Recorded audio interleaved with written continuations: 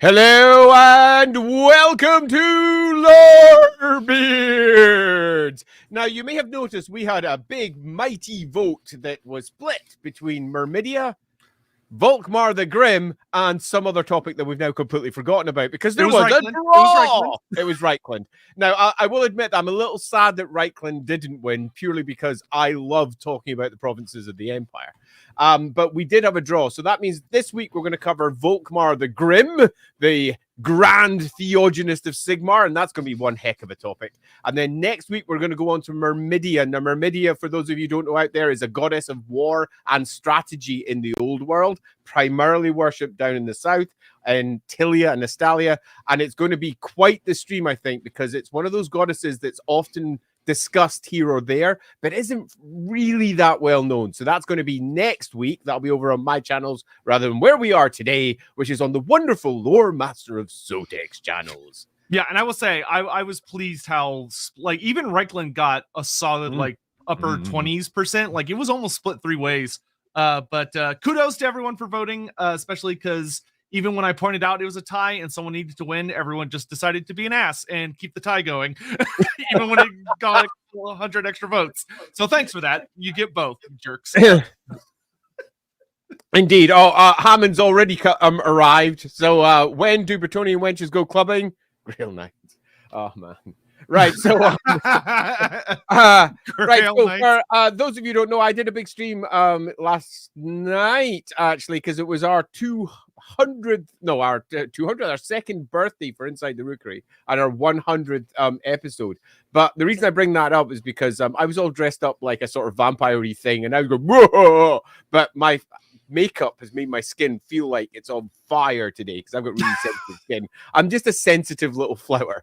So if you see me sitting in the background going, tell me to stop because I should not be scratching my face. It's a bad thing. Right, so I'll keep an eye on it. And thank you, Duke. Yeah, I really appreciate that. My face feels like fire ants are marching across it and just stabbing into me. It's not the nicest sensation. Yep. Alrighty. Thank you for your donation to the Church of Sigmar. We appreciate it.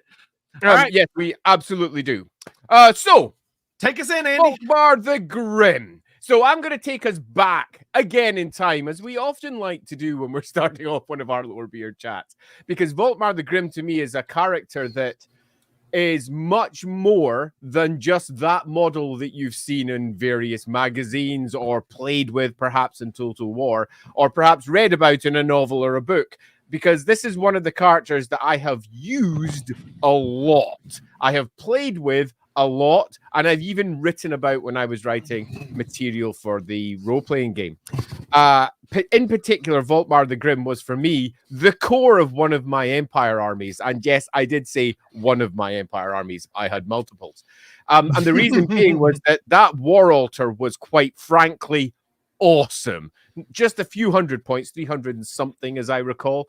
And it could hold a center like almost nothing else that existed in Warhammer 4th edition at the time, particularly given that the Empire army list was the first army list to come out, meaning that it was the first army that got the big boost of having a whole bunch of stuff that was purpose-made for it. In this case, Volkmar the Grim made his first appearance in the 4th edition army list for Warhammer. And to say that he was rock hard would be to underestimate just how good he was on the battlefield. I would rate him higher from that army list than almost any other character, perhaps except for maybe the Supreme Patriarch, because Tyrus Gorman kicked ass and chewed gum. Let's just get a quick call for there from Sean. Hey, Sean, thank you very much. This is Gelt's cursing Andy for his stance against it. It is absolutely not. Nothing to do with Gelt. Makeup?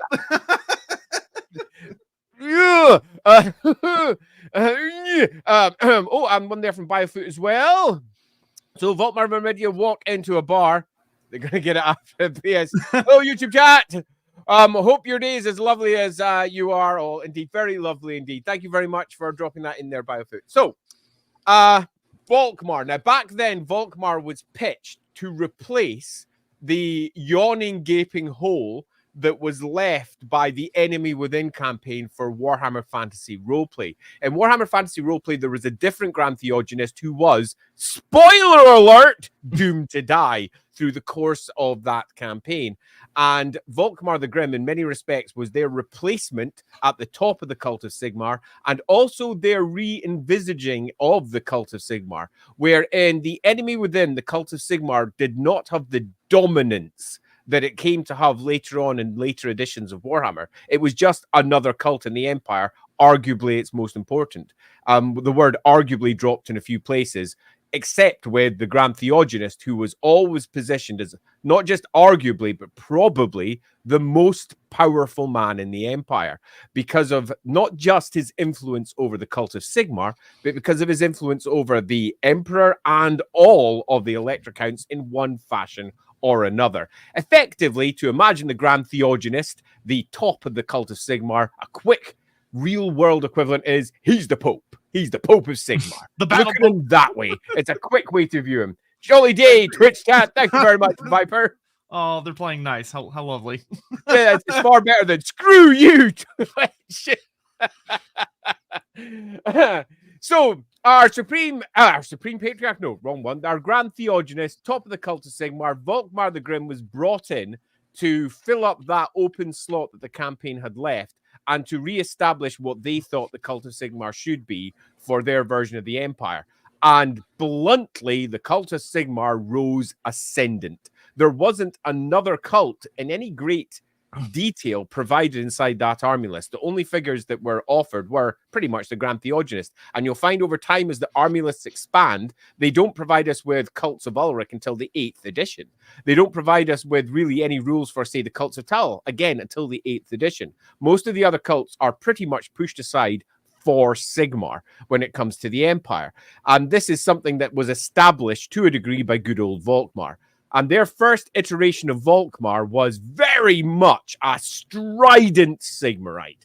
He was a old, staunch ally of Karl Franz the Emperor, an old, staunch ally of all the characters that they presented inside the Empire army list, an older man in general, sitting around about probably his 60s, big, huge moustache, and ebullient, strong, and powerful. He was also a deep, entrenched Sigmarite. So he is someone who very much believes, hardline believes, in Sigmarite doctrine and the destruction of chaos. He stands as a figure who believes that the destruction of chaos is... Oh, hey, Hammond. Every time Andy scratches his face, but... Well, we'll have to... we'll explain that another time. there's a lot. Every time I'm interrupted, I'm like, oh, I could scratch. There's a lot of memes from Total War that we'll teach Andy in due time. Yeah, I mean, do I really need to be taught in due time? So, yeah, I do. So he was presented as this staunch Sigmarite. And they took the old concept that had been used frequently in the 3rd edition of the Warhammer game of the War Altar. And the War Altar in the previous editions was generally something that was carried by 4 blokes with a big altar sitting in the center of it. And they marched that around. It provided you with some sort of benefit, generally leadership bonuses and similar. They decided, nah, screw this. Let's just put him on a giant chariot with a War Altar, pop a massive griffin behind him, and not a normal looking griffin either. He's just one that's sitting like that with a giant hammer on top of him without any real griffin-y features that are really strong. It's not the best rendition of a griffin. Looked a little bit constipated. There may have been many jokes made about that griffin in my games club at the time. And oh, hey there, Viper. Thanks very much, Viper. Does Volkmar believe in other gods and or believe in the existence of other race of peoples, people, or gods? Or does right? So we'll get to that. We'll get to that. Yeah, that is a key the thing answer is yes. We'll cover this later because we'll go through because Volkmar, as it turns out, he develops and becomes a different character, quite a different character. Same core, but he becomes much more intellectual, as we'll find out a little bit later. But loosely, the answer to that is yes. So thanks very much for that, Viper. That's super appreciated. So he was popped on this giant war altar, and he was given a huge jade griffin. This is, again, something that's new, created for this edition. And this jade griffin exuded the power of Sigmar and healed him. This turns in later editions to be basically just a regeneration rule. But in the earlier versions of him, at the end of each phase, if he wasn't dead, well, he just got all his wounds back. And that freaking rocked. So I'm sure that rule was so fun to play against. I cannot tell you how many people used to swear. It actually reached the point where if you knew you were going against somebody that was using the good old War Altar of Sigmar, you took weapons that did multiple wounds. So that if you did just one, you were probably going to kill him. Because if you didn't, you just never killed him. And he just wandered around in that chariot, kicking ass, chewing gum, throwing, interestingly, spells. So in our first iteration of Volkmar the Grim, he uses magic. Now, he doesn't use it personally. It's not he has any magic. In fact, he has none, which is something that will change later as we move into battle prayers and similar. At the beginning of our versions of Volkmar, Volkmar has no magic in the slightest. No divine magic, no ability to cast spells. In many respects, this matches the lore that was being presented at the time in the novels, where all of the priests were not hammer-wielding, fire-covered priests in the slightest. They were just mundane people who believed in the gods. It was the artifacts and the presence of the gods that brought power, not necessarily their prayers, although the fancy roleplay game at the time had rules for clerics that used magic.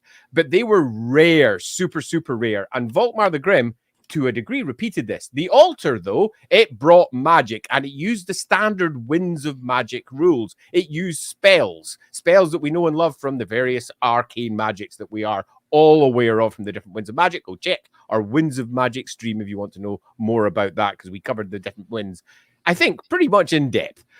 So he originally used a variety of different spells that he could fling across the battlefield through his prayers, but it was the altar itself that empowered that, not him. He also had himself a really annoying horn. It was the Horn of Sigismund, named after one of the Sigismund emperors. I say one of them because there's at least 5 that I'm aware of. Sigismund the First, Second, Third, Fourth, Fifth, throughout various points of time. The very first Sigismund, being Sigismund the Conqueror, seems likely it might be him. Sigismund the Conqueror.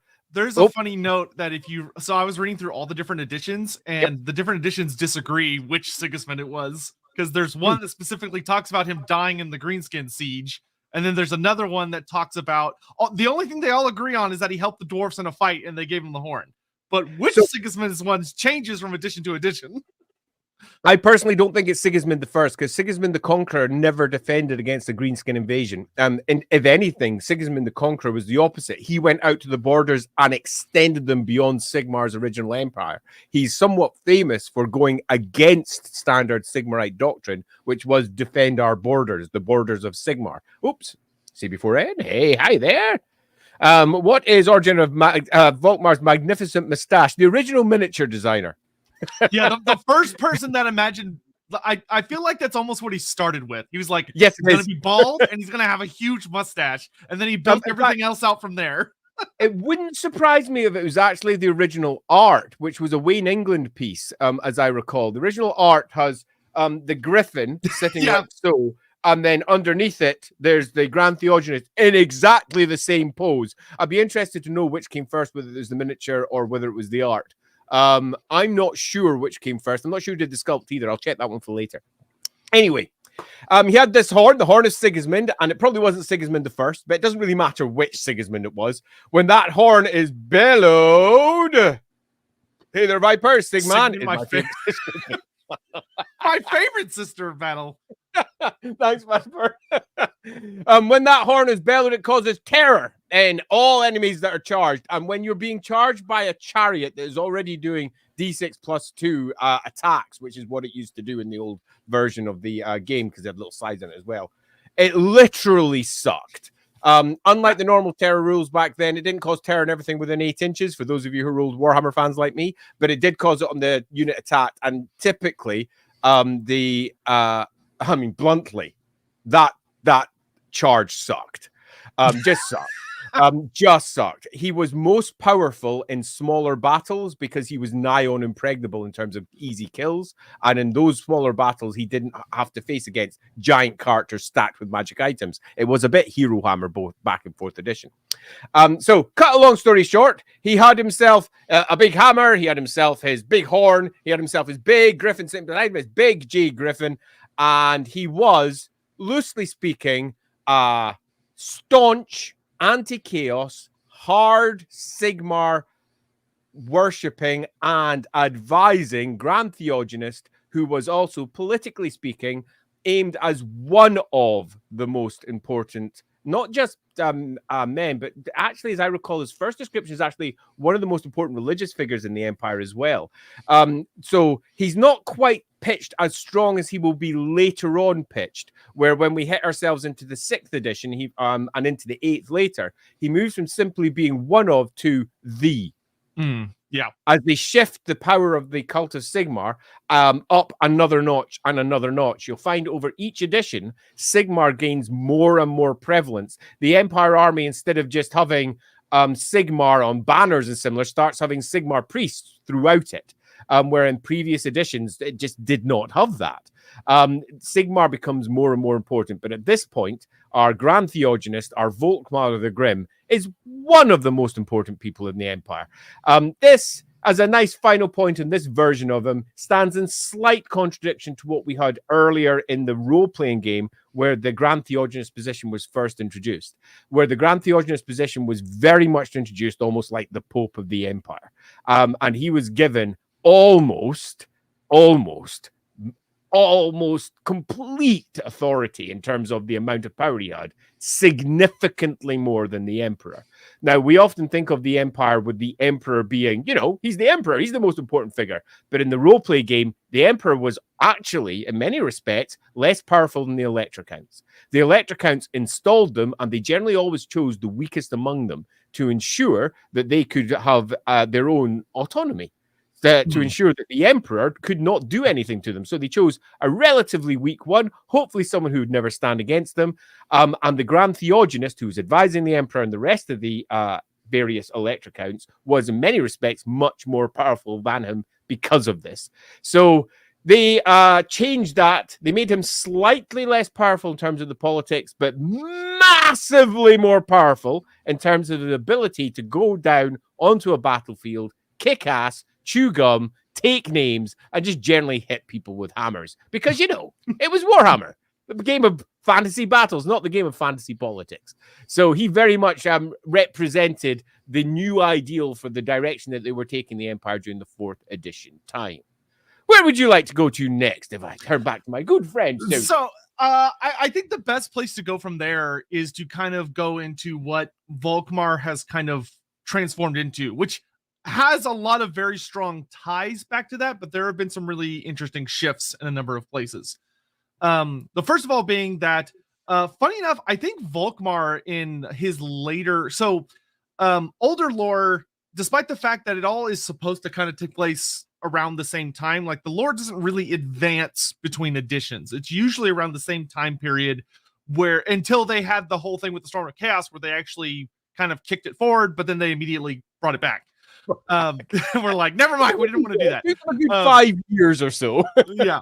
But one of the things that's interesting about Volkmar is that he kind of got progressively older as the different editions went through, where in the older editions, while he's an older man, he still is young enough that it's like reasonable to expect him out on the battlefield and for him to kind of still have a lot of that mean old man strength and be shouting at the height of his voice and stuff like that.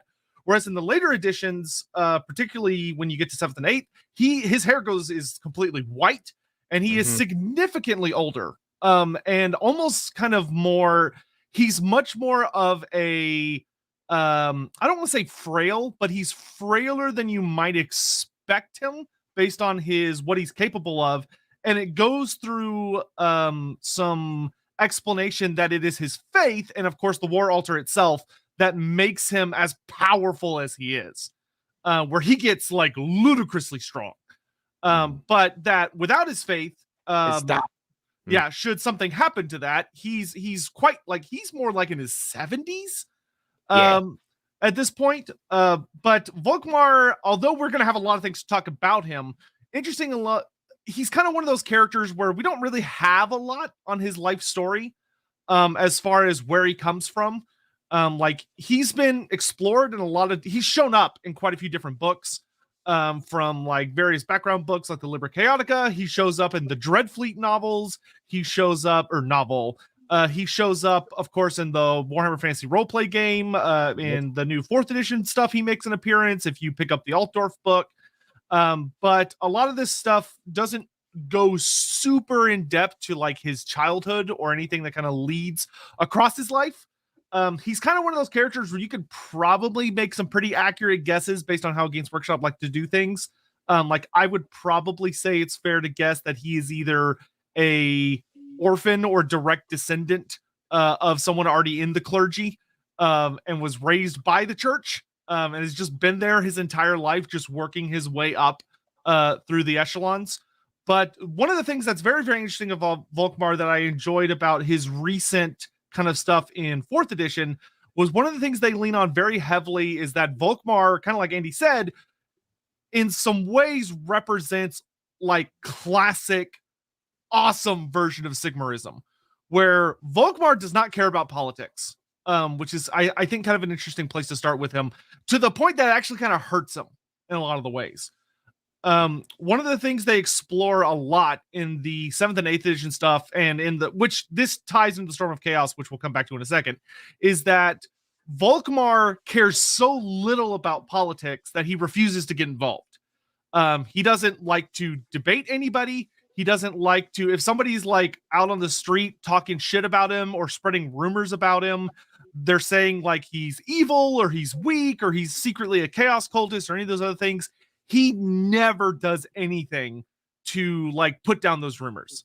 He ignores them and just continues about his work because he very staunchly believes that action will serve as his words rather than him actually going out and giving like speeches or debating people, which kind of is a detriment to him in some ways. I actually think it kind of threatens his position in some very interesting ways, that he cares so little about those politics, which is very different to a character we'll talk about in a moment, which is his predecessor, that he really and truly kind of has a very mysterious air about him because he's so obsessed and focused on other things that he refuses to deal with like what he considers lesser ideas. Is there any time in Imperial history where the Grand Theogonists and Emperor conflict over power like the Pope and the Holy Roman Emperor are in history? Oh, yeah. Yeah. Yeah. So very loosely, without going into great deal of detail, because it's not strictly speaking Volkmar related, the Emperor is not always, contrary to what many people expect, centered in Altdorf. Indeed, it often wasn't. And Altdorf is the center of the Cult of Sigmar. The Emperor has been spotting around various imperial capitals at various points, and often they were staunchly, sometimes even staunchly anti-Sigmar. You got to remember that the Empire fractured completely into 2 empires and then 3 empires, only one of which was properly supported by the Grand Theongonist. And that's because the other emperor, in some cases arguably the legitimate one, had fallen out with the Cult of Sigmar. So was there issues in the past? Massive ones. It fell to civil war, armies crashing across the empire about their disagreements concerning religious matters, concerning political matters. And it's one of the things that Magnus the Pious, when he rebound the empire back together, really fought hard to stop. And one of the ways he did that was to establish the Grand Conclave. And the Grand Conclave is when the heads of the cults of all of the major cults of the empire get together with the emperor and they sit down and they hash out shit every so many years to ensure that we don't get the big religious schisms that happened previously. So the answer to that is yes. Hey, Laughing God. Volkmar looks at Kostal's style and scoffs, but there's a good reason for that, in that Volkmar really, and the Cult of Sigmar, cares much more about having that image of being like a representation. They're supposed to lead by example. They're supposed to be the best foot forward to inspire you to lead a good life according to Sigmarite doctrines. Kostaltin very purposefully portrays himself as a bit of a raving madman because he wants to convince people that he's one of the regular folk.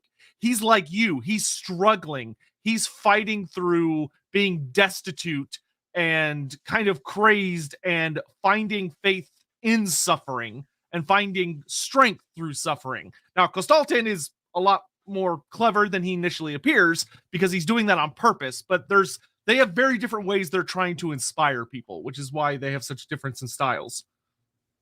And thanks very much, Viper Wolf. Doesn't he have 3 votes for the Emperor? Strictly no, but yes. In that the Grand Theongonist has 1 vote for voting a new Emperor should the previous Emperor die, as do 2 Archlectors who are directly underneath his control, but they did not always historically vote with the Supreme Patriarch. There has been, not Supreme Patriarch, pardon me, the Grand Theongonist. There has been issues in the past where there have been splits in the cult as well. There is not one gigantic uniform block. But loosely speaking, after Magnus the Pious, he installed 3 votes for the Cult of Sigmar for a variety of reasons, and he installed 1 vote for the Cult of Ulrich. That could have landed very differently. The Cult of Tal could have had votes. One was even rumored to go to the Cult of Renald, but in the end, that's where it split. Sam? Curious how Volkmar leads the cult of Imperial Unity, yet doesn't give an electoral vote to the other cults. Funny that. So it isn't his decision. Yeah. Loosely speaking, that was not his decision. It was Magnus's. This is politics. The incumbent emperor has his own vote. Each elector counts have got their own vote. The Cult of Sigmar has 3 votes, and the Cult of Ulrich has 1. And for historical reasons, they were put in place for Magnus's reasons, not for the Cult of Sigmar's. Now, did it land very well for the Cult of Sigmar? Yes. When Volkmar becomes Grand Theongonist, does he politic for a different setup? No, he's not a politician. And if he was, he probably would not be politicking. Politicking? Didn't come out quite right there. That phrasing was a bit wrong, but really, he wouldn't be politicking to try and change things so that Sigmar was weaker. That seems pretty unlikely for a politician. So loosely, whilst you could argue there's some hypocrisy here, I would generally say that is not his fault. It isn't necessarily the fault of those behind him, but his cult very much thinks it is the right way for things to be. Yeah. So kind of leaning more into really delving into Volkmar as a political figure, in that Volkmar is someone who very strongly, like, he is the hardest believer in Sigmar you will ever see, to the point that he actually has a very unique perspective on Sigmarism, which we'll get into in a minute. But this is what leads him so far away from politics, is that Volkmar often tends to view the scheming and the political backstabbing and all this stuff as being detrimental to unity, to the way the Empire is supposed to act, that the Empire is supposed to be about marching out and hitting chaos in the face with a hammer. And he is obsessed with trying to discover the best way to accomplish that, and doesn't really give a damn about a lot of the other details behind that. He passes that down to the Archlectors and puts the 2 of them in charge of it, which the 2 Archlectors are, how loyal they are to Volkmar in particular is debatable. I would say that one of them is much more pro Volkmar than the other. It's also fair to say that they change. I don't just mean that one is changed and becomes a new one. I mean different versions of the lore have completely different Archlectors in place. I'd like to bring up one other detail about him before we get lost in our next versions of him, because there's one detail that's brought out with some of the later books, that he was a capitular before he became Grand Theongonist. And it's worth discussing what a capitular is, because it will speak to where he came from. The Cult of Sigmar has an exceedingly complex set of different titles, and I do mean a lot of different good timing there, Viper. Any stories of Volkmar dealing with the Cult of Mor or others, directly, as in beyond just speaking about it? I can't think of any particular stories that are about him dealing with the other cults specifically, beyond just the loose stuff. Yeah, he has some thoughts about them, which we'll get into, but there's no Black Library novel about a Grand Conclave, which would be really cool. I would love someone to write that. That'd be cool. That would have been a cool 2-pager or something in the Tome of Salvation. Would have been all the different a Grand Conclave. conversation. Anyway, cut a long story short, at the very top of the Cult of Sigmar, we have the Grand Theongonist. He's our Pope equivalent. Underneath him, you've got a group of people who can elect in the next Grand Theongonist. These include the Archlectors and the Lectors and Capitulars. They all have different jobs. Lectors are responsible for electorate. That's a large part of the empire that matches directly to the empire that Sigmar installed. And then you've got the Archlectors, who are responsible for two of the most important temples inside the empire, one of which is actually quite new, but let's just not talk about that. The Capitulars, they're slightly different. The Capitulars all lead their own holy order. And this holy order is responsible for one of the most holy sites to Sigmar. I'll give two examples of this so you can go, oh, I see what you mean. One is the last temple of Skaranarak. So there's an entire order that is responsible for looking after a giant claw of a dragon ogre. And they are responsible for looking after this because Sigmar slew the thing with his big mighty hammer. We discussed this in our Dragon Ogres chat a wee while back. And there is a Capitular down there who is responsible for an order of Sigmarite monks who are in turn responsible for looking after this holy site and the pilgrimage point. Similarly, up in Middenheim, we've got another High Capitular. He's relatively famous, Werner Stoltz. The High Capitular up there is responsible for looking after the Flame of Ulrich, which Sigmar himself passed through. Now, the Ulrichans don't let him anywhere near it, but that's not the point. That's his religious duty. He has an entire order of, again, warrior priests who are there to look after the Great Silver Flame up in the north. They never get anywhere near it, but that's their job. So High Capitulars, Archlectors, and Lectors, they all look after, vote for the next Grand Theongonist. Volkmar the Grim was one of the Capitulars, sometimes referred to as capitals by people who don't necessarily copy and paste very well as they try to use the various titles. And that meant that he was responsible for an entire order before he moved in. So he's someone that we know at this point already is responsible for a great holy shrine of Sigmar. We don't know which one. He is responsible for leading the entire order, and he spoke directly to and was only received orders from the Grand Theongonist. There was no one above him except for the Grand Theongonist. Now, you might immediately go, Grand Theongonist, isn't there an Archlector in between? Well, the Grand Theongonist is also an Archlector. The Grand Theongonist has got a lot of titles. All the lectorics of Sigmar are split into three. Each one is organized by an Archlector, and one of the Archlectors is also the Grand Theongonist, who works from Altdorf. And he spoke directly to the Grand Theongonist, which means we know he worked in or around Reichland, into parts of southern Middenland, that area somewhere, and possibly even over into Marienburg, because as far as the Cult of Sigmar is concerned, Marienburg is a part of the Empire, regardless of whether it actually claims it is or not. The Electorate of Marienburg is part of their diocese. So, cut a long story short, he had a special holy order that was his before eventually he was voted in to become the next Grand Theongonist. It's a little detail, but it gives you an idea that he was someone who was already used to power, someone who was already used to speaking directly to power, as in the previous Grand Theongonist, and he was someone that would have been well known by the Cult of Sigmar as a whole. So when they voted him in, who he is, what he represents, and his political standpoint was what the other Sigmarites voted for their next Grand Theongonist. So it also speaks to a degree, what the Cult of Sigmar was after all the troubles that are dealt with during the course of the Enemy Within campaign in Warhammer Fantasy Roleplay. Yeah. So one thing, if you're comfortable talking about it, would you be able to talk a little bit about Yori, his predecessor? He's got different versions of him, which makes him particularly difficult. By the time he's generally used in the I mean, there's some versions of him which don't make a great deal of sense as well, which I'm not frightfully interested in diving into because it just makes him a contradictory figure. But he was very old by the time he died. And according to some, he was quite vital in his youth. According to others, he was a political appointment. According to other versions, he was put there purely as almost a snub to the North and the cults of Ulrich.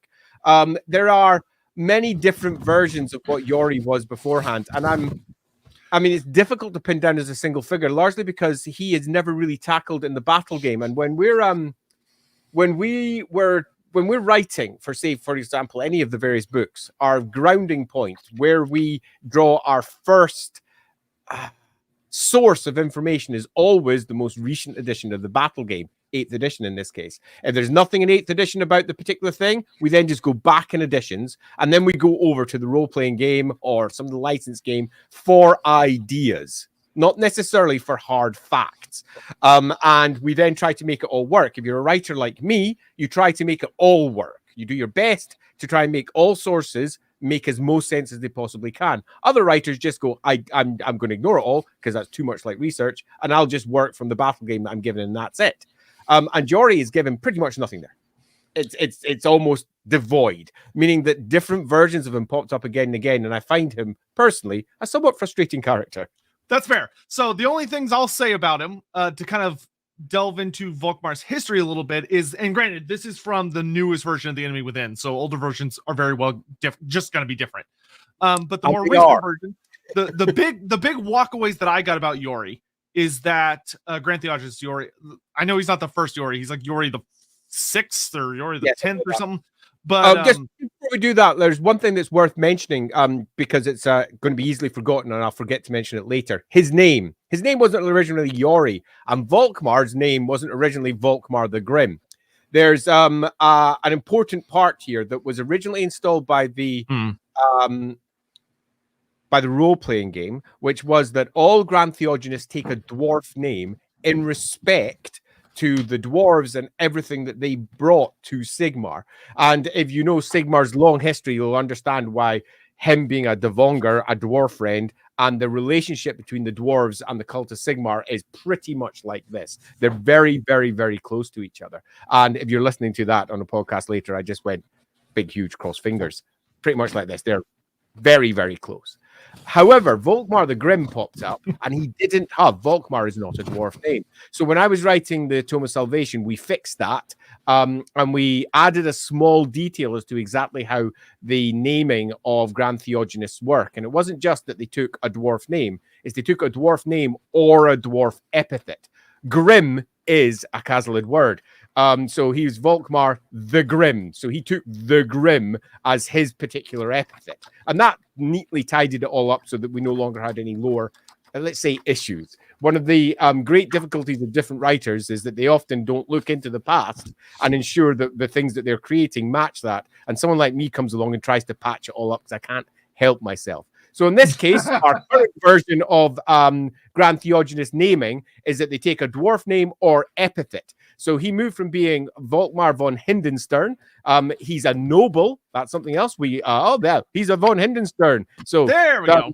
There we go. That's what I was digging for. There we go. Yeah. I should have mentioned that earlier. So he's a von Hindenstern. He is a noble. He's noble born.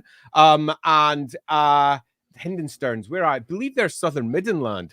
I'd have to double check that because I'm pretty sure we grounded them there. It doesn't matter exactly where it is, but it would say to which order he's in. That would almost certainly put him in the order by Karaberg. Maybe make the dots here live on stream. Anyway. He's a von Hindenstern. When he gets voted in, he chooses his epithet in the same way that in the real world, the Pope will take on their name, which is a statement for what sort of Grand Theogonist he wants to be, or Pope they want to be in the real world, whether you're going to call yourself Innocent, or whether you're going to call yourself John, or whether you're going to call yourself something completely different. In this case, it's different dwarven kings. And Snorri, for example, would be a very powerful one. Yori, arguably less powerful, depending on exactly what. The Grim, we're now talking about speaking directly to Grimner himself. There's lots of different ways that we can interpret that. Now I'm going to bring up our little comments here before I get lost. Oh, I really want to scratch my face. So, do the Empire Dwarves worship Sigmar? No. Dwarves in general do ancestor worship. Sigmar is not their ancestor. Do they respect Sigmar? Yes, because he is the great ancestor that formed the empire. You'll find that the empire as a whole is basically just a replication of the High King and the kings of the various holds, the emperor and the elector counts beneath them. In fact, almost all of the empire is modeled upon the dwarven kingdom, so to speak, beforehand. And the dwarves fit in surprisingly well because of this. And the expats, if you want, or indeed even dwarves who have completely naturalized, never really lose who they are. And they are, generally speaking, ancestor worshippers. But that doesn't mean that individuals won't go beyond the standard. And see, before end, Volkmar's moustache, stronger than Thorgrim's beard. I don't think anything can be stronger than Thorgrim's beard. No, perhaps only the beard of Grombergil himself. Oh, actually, Kurt Helborg. That is the king of all mustaches. In fact, I might give it to Kurt Helborg. He's the Reichsmarshal, for those of you who don't know out there. He's effectively the supreme general of all the armies of the Empire. And he is, of course, a close mate of Volkmar the Grim. Does Volkmar love his mustache or Sigmar more? Dude. Boo. Anyway, thanks for that, Hammond, and thanks CB4 and Viper Wolf. So, okay, so that actually does answer before us of that Volkmar was raised a noble. He was raised, yeah, he was a noble, and which means he was raised in power and used to doing his own thing, which I think does speak to how he then moves on as he's Grand Theongonist, because he becomes, I would argue, exceedingly scholarly.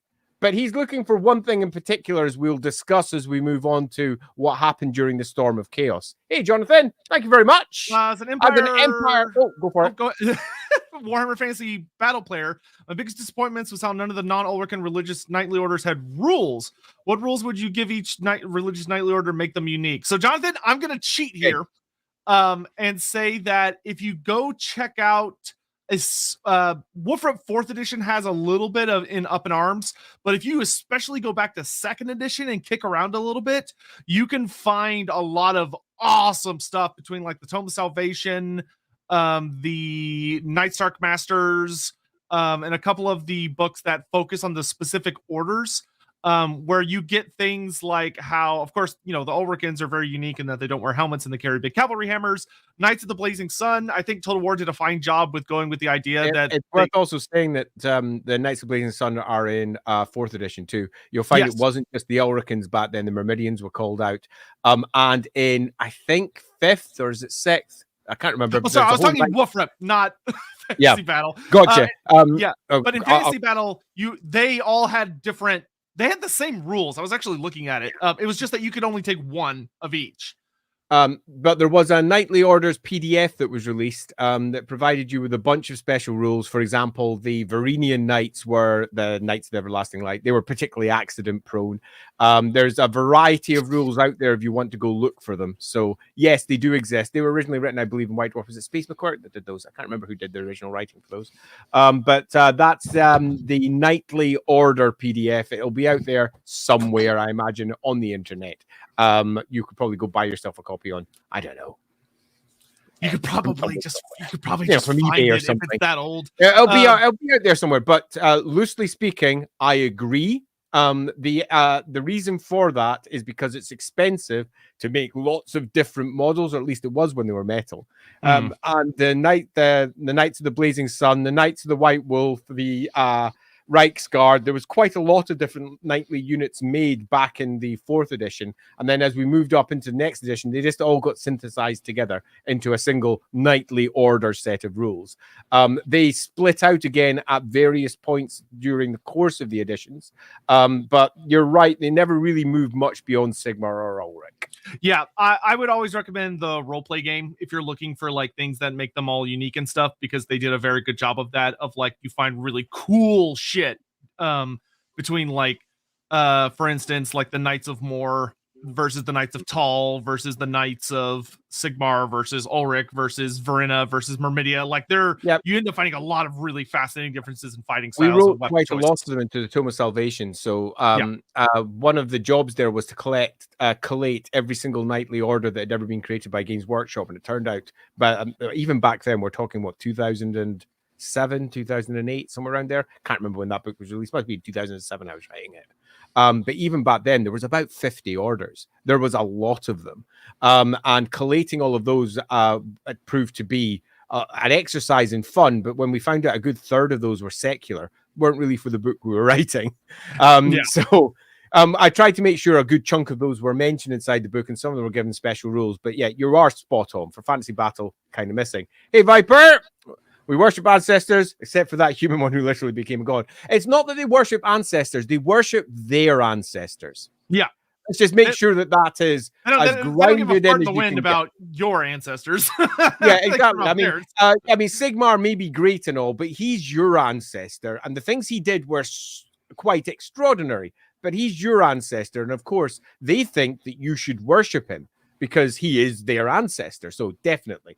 But I think that's worth making clear. But for that. That's for that one.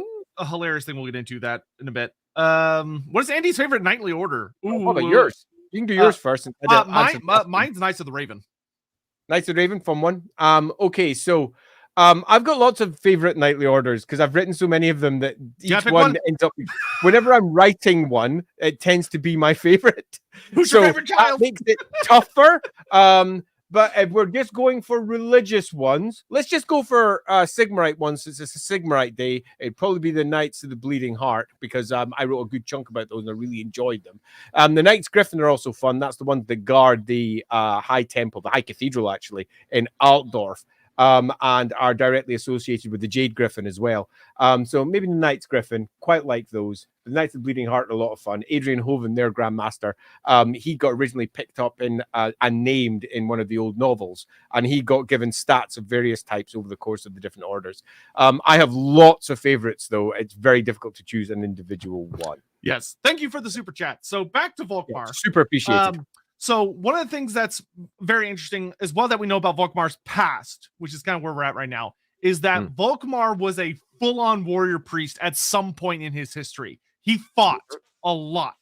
Because one of the things that's pointed out that was exceptional about Volkmar coming up to the position of Grand Theongonist, Knights of the Golden Mask. Thank you, Hammond. That's all I can say to that. For those of you listening, you have no idea what sort of gesture I'm making at the screen. Yeah, I'm sure you'll never figure it out. But one of the things that's very interesting is that one of the points that's very heavily kind of leaned on, talked about, is there was a while where the original Grand Theogonists seemed to, like Johann Hellstrom, seemed to have been more, they were like full-on warrior priests who ended up kind of taking over the cult and becoming its head leaders, but they were fighters. But as the centuries wore on, it became much more of a political position, and there started to be less and less Grand Theogonists who had actually participated on battlefields, and would no longer take to the battlefield once they became Grand Theogonists. Indeed, this becomes a central story point for many of the, I wouldn't say many, but some of the novels where they focus in on the warrior priest aspect of Sigmar and how it doesn't take to politics and thus never really reaches the top of the cult in comparison to the political, preachy Order of the Torch version of Sigmarism, where they might teach others how to fight, but they themselves are not really warrior priests. And it's fair to say that almost all Grand Theogonists have come from the Order of the Torch. Now, if you don't know your different orders, very briefly, the Order of the Torch are your talking priests. They're the ones that stand up in pulpits and they gather everybody in the local community to a throng, named after the Dwarven throngs that happen every single Festag. And they talk about all the lessons of Sigmar and the things that happened in his life and things you should and shouldn't do. They're classic preachers. They also lead local communities in a variety of militia building. So they'll build militias to defend against possible incursions of various types, be it greenskins or beastmen from forest or whatever else that may be. They build free bands, and they also train people to protect their temples. They might be hammer bearers or sword bearers. There's different types. And these priests, while they may be good leaders, and in some cases very good leaders, they are not necessarily warriors. They may, for example, be in command of training all of the locals, but they might not be doing that themselves. They might have somebody who is their master of arms equivalent. warrior priests, as they make their way around, tend to be itinerant, moving from community to community. So if they arrive in at a local community, they'll be the ones that are leading the teaching for fighting, with the high priest sitting over them going, yes, you do that. Well done. Good job. Marvelous. It's the high priest who's most likely to become the next lector or arch-lector or Grand Theongonist. Never the warrior priest, because the ones who really get anywhere tend to die anyway on a battlefield somewhere in the middle of nowhere. And this becomes one of the primary schisms with Luther Huss later on, who has his own brand of Sigmarism, and is also, in terms of his own personal position, a warrior priest as well. And Volkmar the Grim quite clearly comes from a very different tradition to all the previous, not all, but good chunks of the previous heads of the Cult of Sigmar. So yeah, he represents something quite a bit different. Yeah, so Volkmar coming in was a big moment for a lot of the Cult of Sigmar, in that, especially compared to his predecessor, Yori. Yori was very much Order of the Torch. Greasus's gut. Oh, yeah. Yeah. Greasus's gut, it's marvelous, but it's hard to do justice. Some artworks have done a great job, like his Total War version. I wish he was fatter in Total War. He's okay, I do too, but I wish he was much bigger and fatter. Anyway, one of the things, so Volkmar brings a very interesting perspective, in that he is an old warrior priest, and it shows in that he is, whenever Volkmar is described physically, he is always described very much as someone you could tell used to fight, used to be huge. And have you ever seen J.K. Simmons and where he is today? Okay, then that's probably a good model for what Volkmar is in his later years. Dude, J.K. Simmons, when he was younger, did not have the bulk that he has today. But a few years ago, he started doing a lot of weight training, and he did it for health reasons. And the benefits for him have been extraordinary. And if you see him nowadays, he is stacked. So him with a giant mustache, and you're already in good Volkmar territory. All right, you heard it here from Andy first. Live action Warhammer J.K. Simmons will be Volkmar the Grim. It'd be marvelous.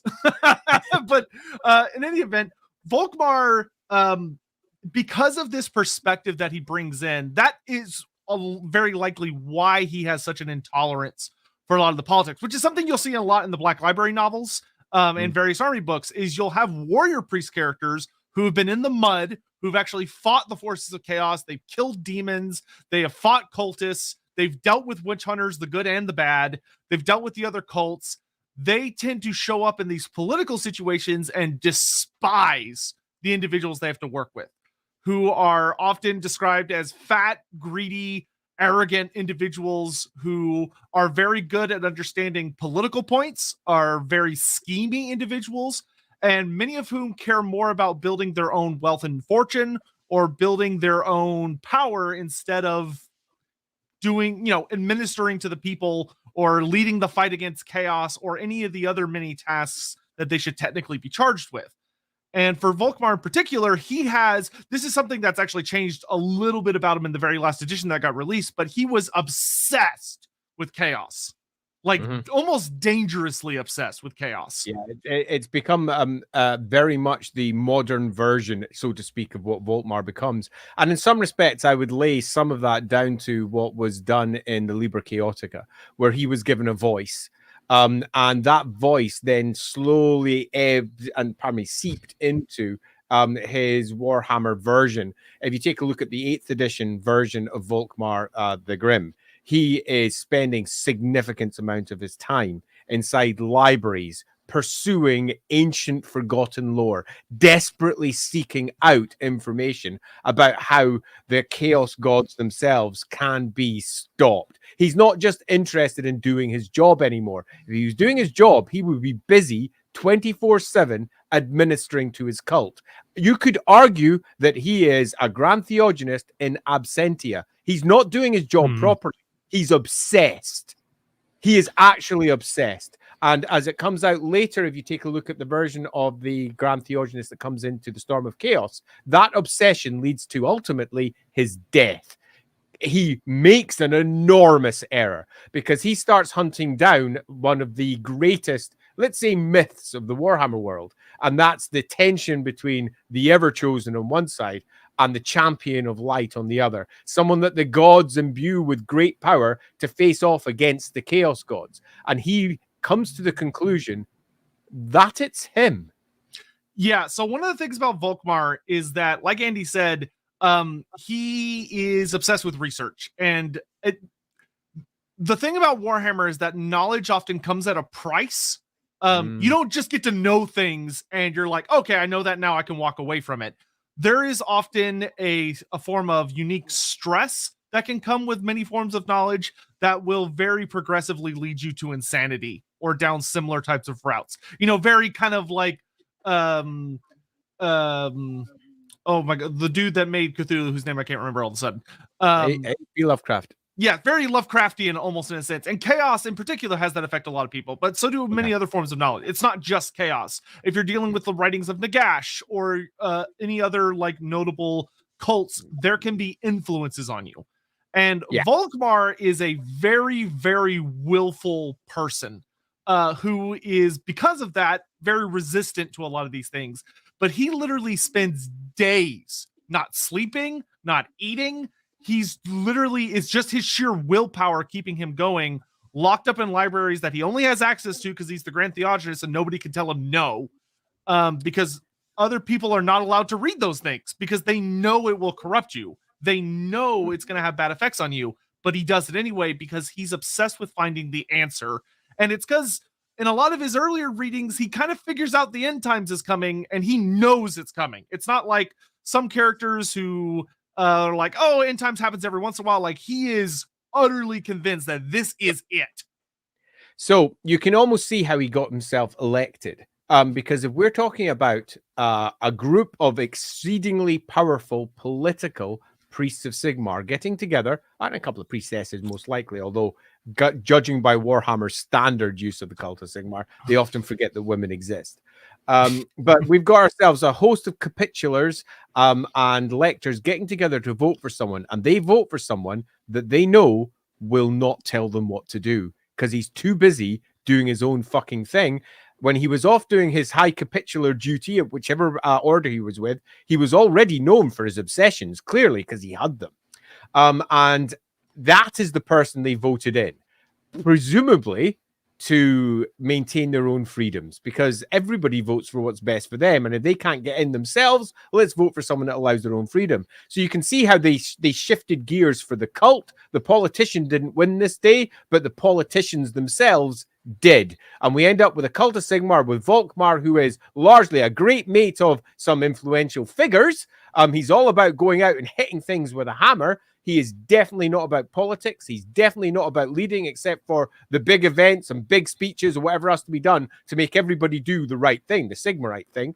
But largely, he's obsessed about the thing that we all know is coming, and that's the end of the world. He's obsessed about this. He comes to a whole host of conclusions, some of which he half believes, some of which he definitely believes, some of which he's unsure about. And then we diverge into two separate versions of Volkmar, one of which moves towards the end times, the other of which moves towards the storm of chaos, because Warhammer itself split, and it splits more than once. We're aware that the end times ends around about 25-ish, around about that area. We get different dates in different books. Sometimes it goes all the way up to almost 30. Sometimes it cuts off about 24. In the same way that we've got ourselves, say, the Nemesis Crown campaign, which goes far beyond that time. So we have lots of different end points in the Warhammer world with lots of different versions of how it could end. But one, the Storm of Chaos version of him, is extremely important because it tells a completely different story to the one that we get in the end times. And we'll cover the end times one as well, because not necessarily all the details of the end times, but it does paint, again, a slightly different version of Volkmar. But the one that heads off towards the Storm of Chaos does not have the support of his cult. Now, this is something that may surprise, given his an enormous amount of power, but it's because of his obsessions. He becomes obsessed with the idea of killing the Everchosen, of getting up there and stopping him. Now, there's a couple of slight variations. There's one source that suggests he's trying to get there before he actually becomes Everchosen, but if you actually look at all the dates, he's already Everchosen by the time he's marching. And there's already there's also another version which suggests that he himself was a figure of doubt in that he wasn't sure of what he was doing. and he wasn't sure whether he was the champion of light, but that kind of got overwritten by the Storm of Chaos material that came out later, where he was convinced he was the champion of light. He was convinced that he had to be the champion of light because this Ever-Chosen had to be stopped. And when he asked for everyone for help, he didn't get it. He went kicking around all of his mates, the supposed friends from 4th edition onwards, goes to the Emperor, give us a hand, nope. Goes elsewhere, give us a hand, nope. He ends up having to go to Talabheim, where he speaks to the Electrocount over there. Now, the Electrocount over there at this point is a chap called Feuerbach.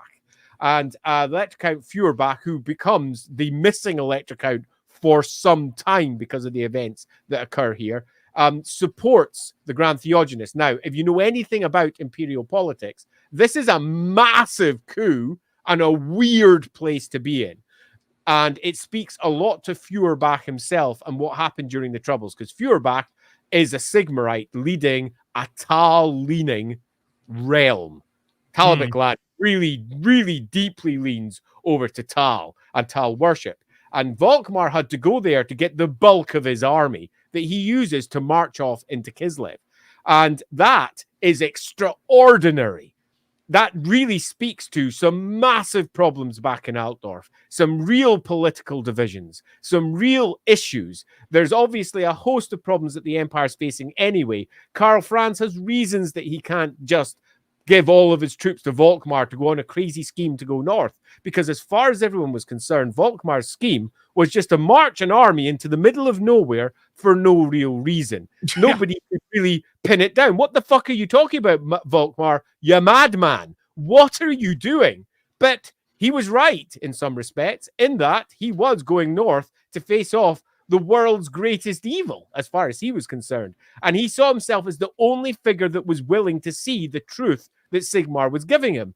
He could see the end times coming. He knew that very possibly gods were about to die. As we all know, the Storm of Chaos, those of us who know the Storm of Chaos, one of the great points of that was they were attempting to kill Ulrich, take the power of the Flame of Ulrich from Middenheim. Middenheim became the center of that particular campaign. So Volkmar marches off into the north, off up to Kislev, and he meets an enormous Chaos Horde. This is about a year before the Storm of Chaos goes full on, before the actual invasion occurs, so the 1 year before. And cut a long story short, because there's a host of stories with him popping over to Talabheim, getting his armies, heading off north, he loses. Yeah. Big time. Yeah. And he is taken down by one of the most powerful and most dangerous demons in the world. One we covered very recently. Yeah, well, so Archaon kills him, but Be'lakor comes out just a bit later. I mean, totally. So Archaon, no, he does face against Archaon. I forgot about that one. Thanks. So because he gets chopped down by Slayer of Kings. Yeah, he totally does. Be'lakor comes along with this huge demonic army afterwards, and he finds his corpse because it had just been left there on the battlefield. And Be'lakor, showing Be'lakor's power, resurrects him, brings him back to life. So Volkmar is dead, gone, nowhere. Yep. Completely denying every tale you will hear from Sigmar, or any of the Chaos gods. If you're killed by Chaos, you fall to Chaos or whatever. He resurrects him in a way that probably shouldn't happen, speaking directly to the power of Be'lakor, perhaps denying the Chaos gods themselves of their great quarry, yanking this spirit back from wherever it had gone, pulls them back together, goes, hey, we've got myself a new, let's not say undead. We've got ourselves a new Grand Theongonist, and you know what I'm going to use him for? Decoration on me banner. And he puts him up in his big grand battle banner, and he hangs there for a year. Yep. And he's left up there, not being fed, never dying, sitting on a banner, hanging there as Be'lakor and his demonic legion stomp around the north of the old world. The Storm of Chaos comes. He comes flying down to Furlangen in Ostland, and then from there makes his way over to eventually Middenheim, which is the center of the Storm of Chaos, the Storm of the campaign. They're doing. So with there, There, the story goes. If anything, wild. Yeah, we hit full jump the shark territory.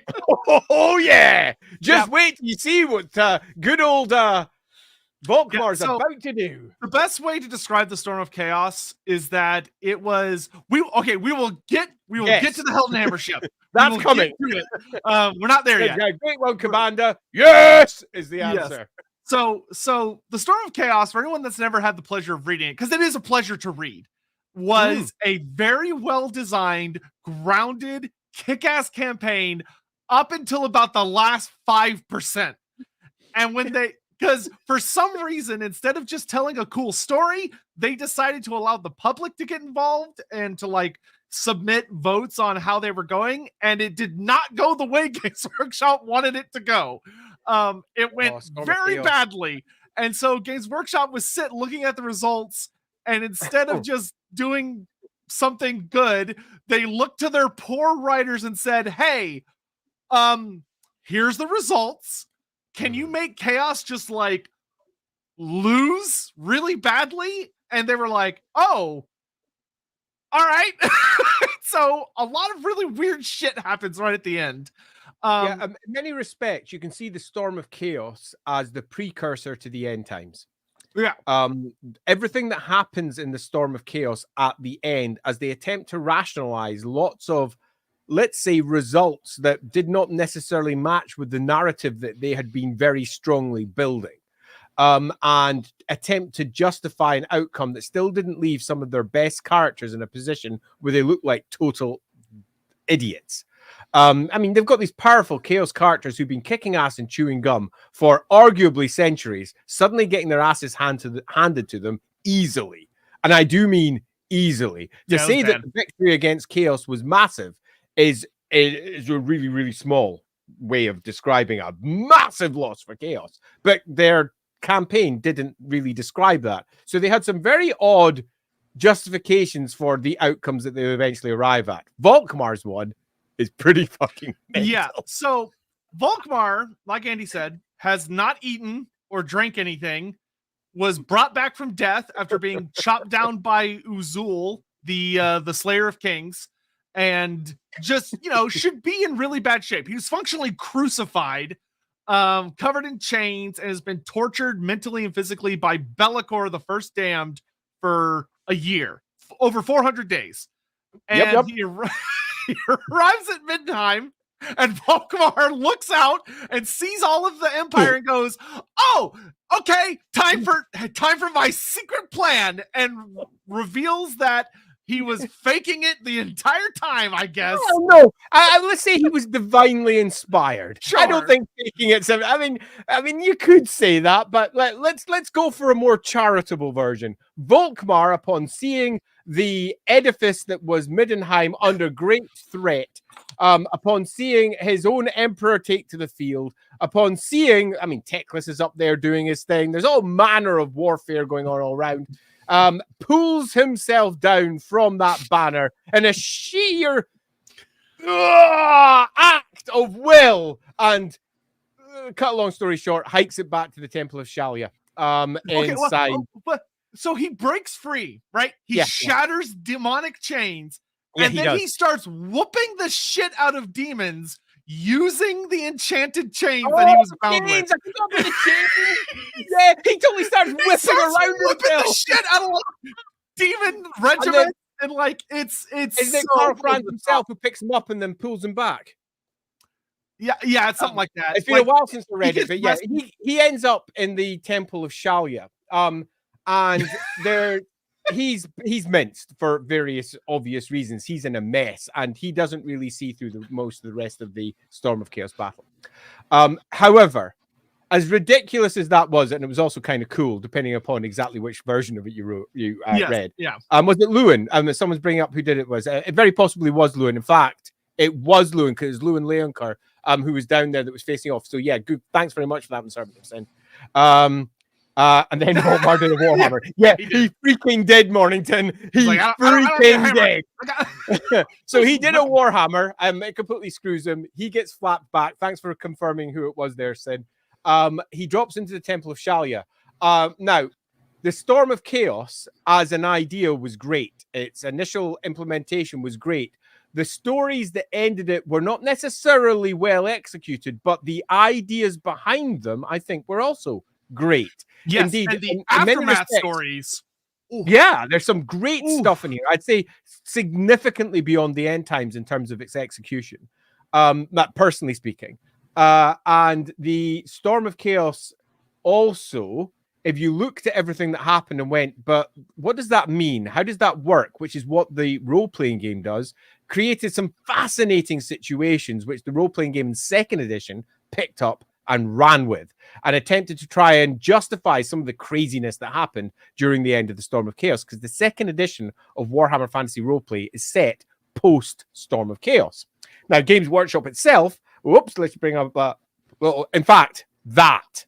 So, in fact, yeah. I'm actually going to I was going to actually use this as my example. So you and I, Hammond, in a rare moment, are in absolute agreement.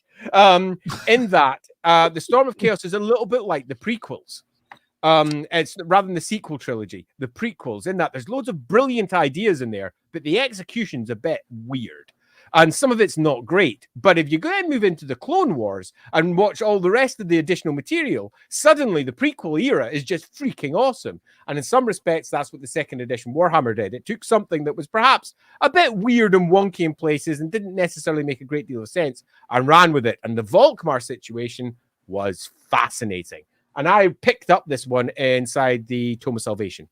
In the Tome of Salvation, the Cult of Sigmar is in a state of total schism. Because during the time when Volkmar had hiked off north on his fool's errand to get himself killed, another Grand Theongonist had been voted in, Esmer. Now, Esmer was a politician to his core. He's a Sigmarite. He's not a bad Sigmarite, but he is a politician. And many Sigmarites just think that the word politician is a swear word, particularly the warrior priests.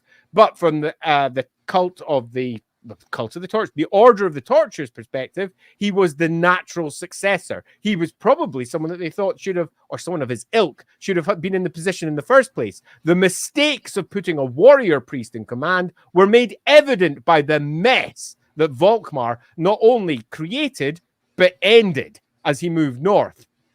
Esmer was naturally a Sigmarite, more defensive. He spoke to defense where the Ulricans spoke to attack. In fact, during the Storm of Chaos army list, there's a lovely little bit explaining the Sigmarites were all about defend, defend, defend. The Ulricans are all about strike, strike, strike. And Esmer represents that view.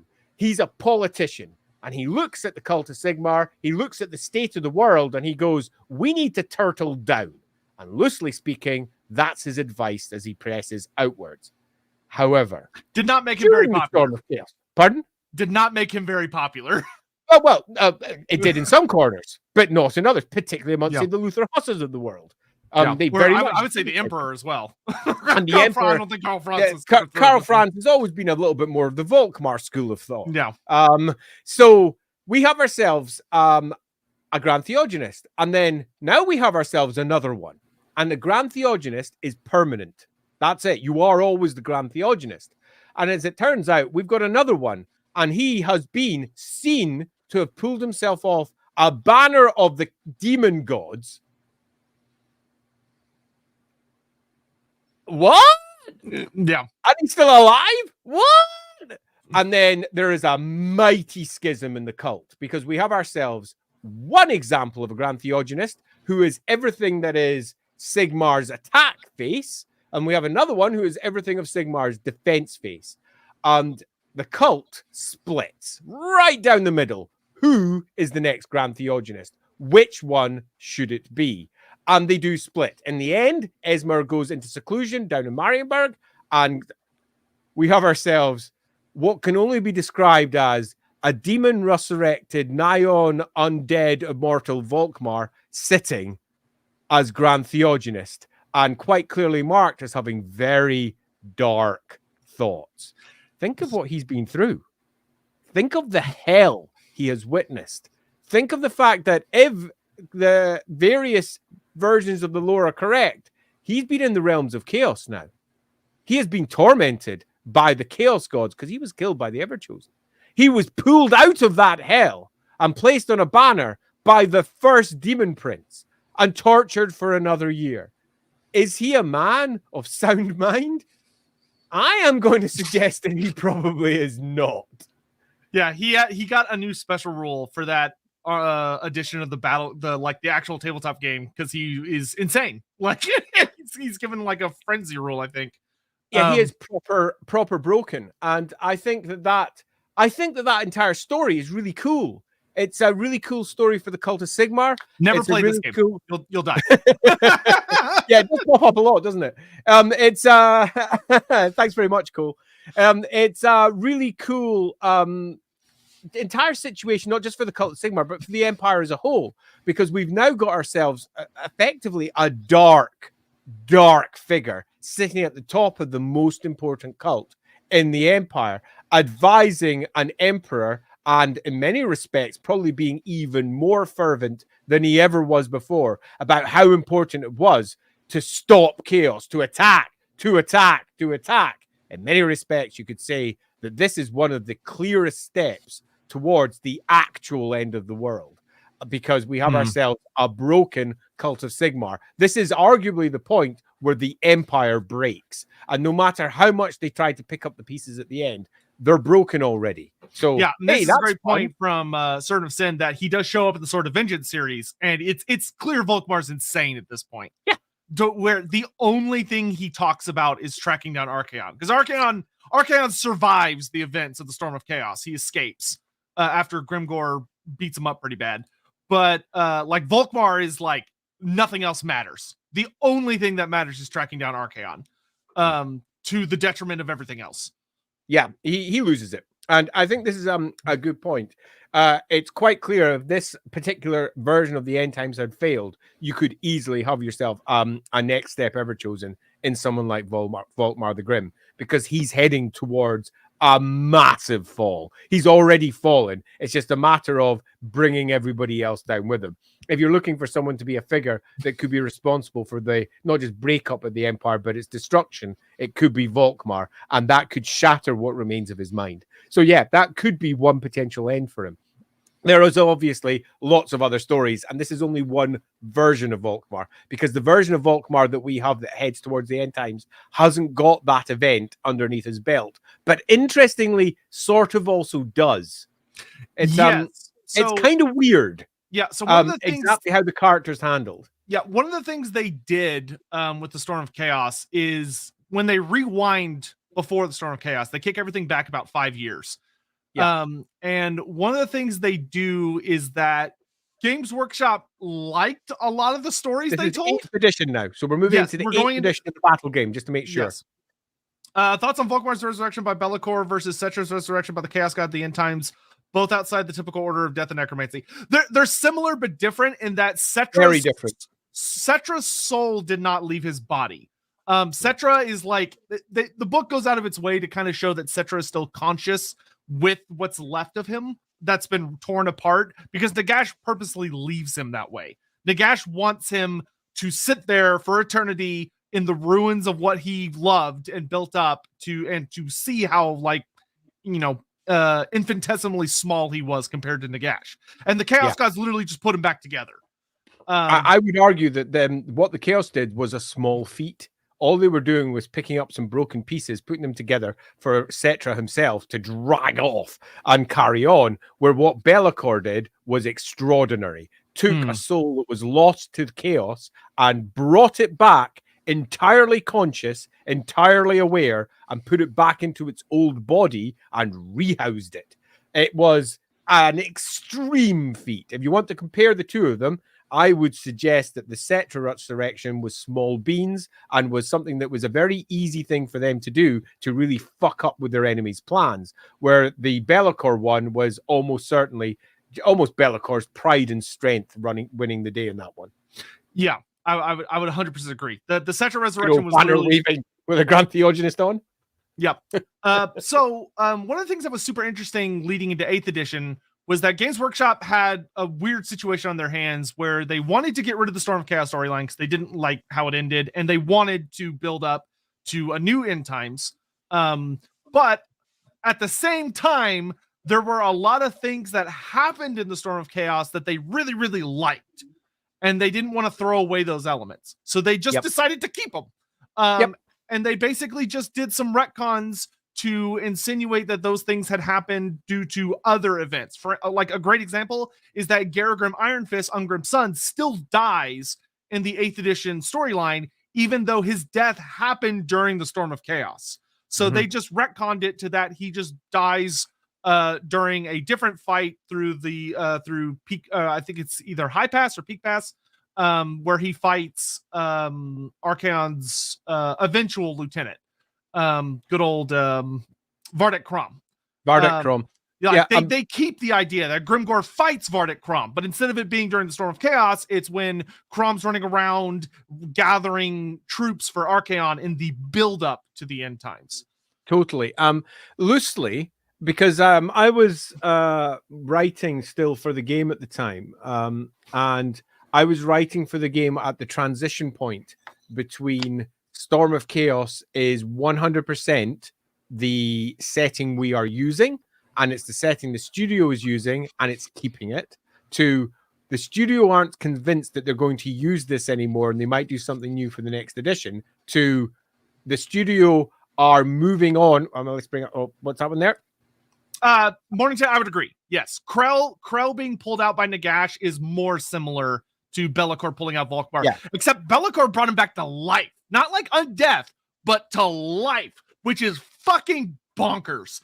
Yeah, the Krell one is special because it's again chaos, and those souls should be lost.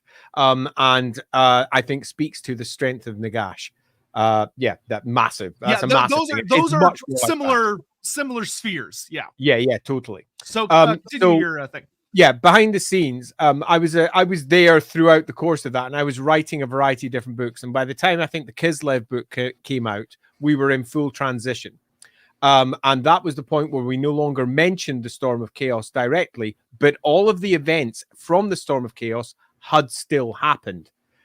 So, for example, if you take a look inside the old Realm of the Ice Queen book, in Erengrad, the version of Erengrad that's presented in there, the Storm of Chaos has occurred. Definitely has occurred. As I recall, it doesn't get mentioned as the Storm of Chaos, but it has occurred. Erengrad was sacked and has been rebuilt, and that rebuilding has changed, of course. Yes, for $8 as well. Thank you. Perfect. Good old number 8.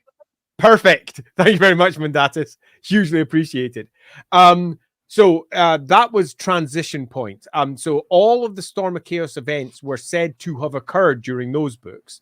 And then we moved on to about the time when second edition was reaching the end of its life as it moved over to Fantasy Flight Games as a license rather than being run by Games Workshop directly. And at that point, when we were writing, say, for example, Shades of Empire, in Shades of Empire, a completely different situation was now in place.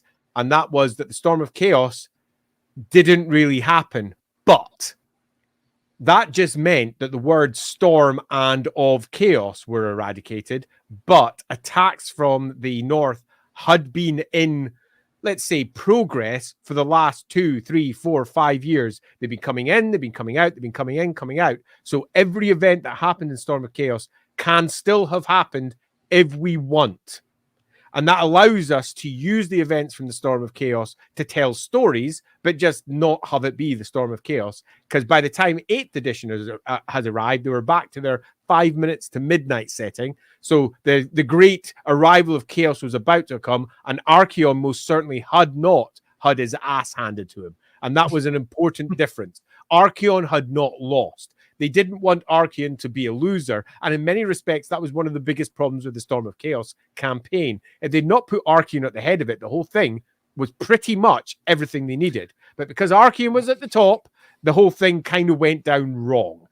So that bit got erased while almost everything else kind of stayed, except for maybe the whole Siege of Middenheim, unless it did, depending upon which book was being written.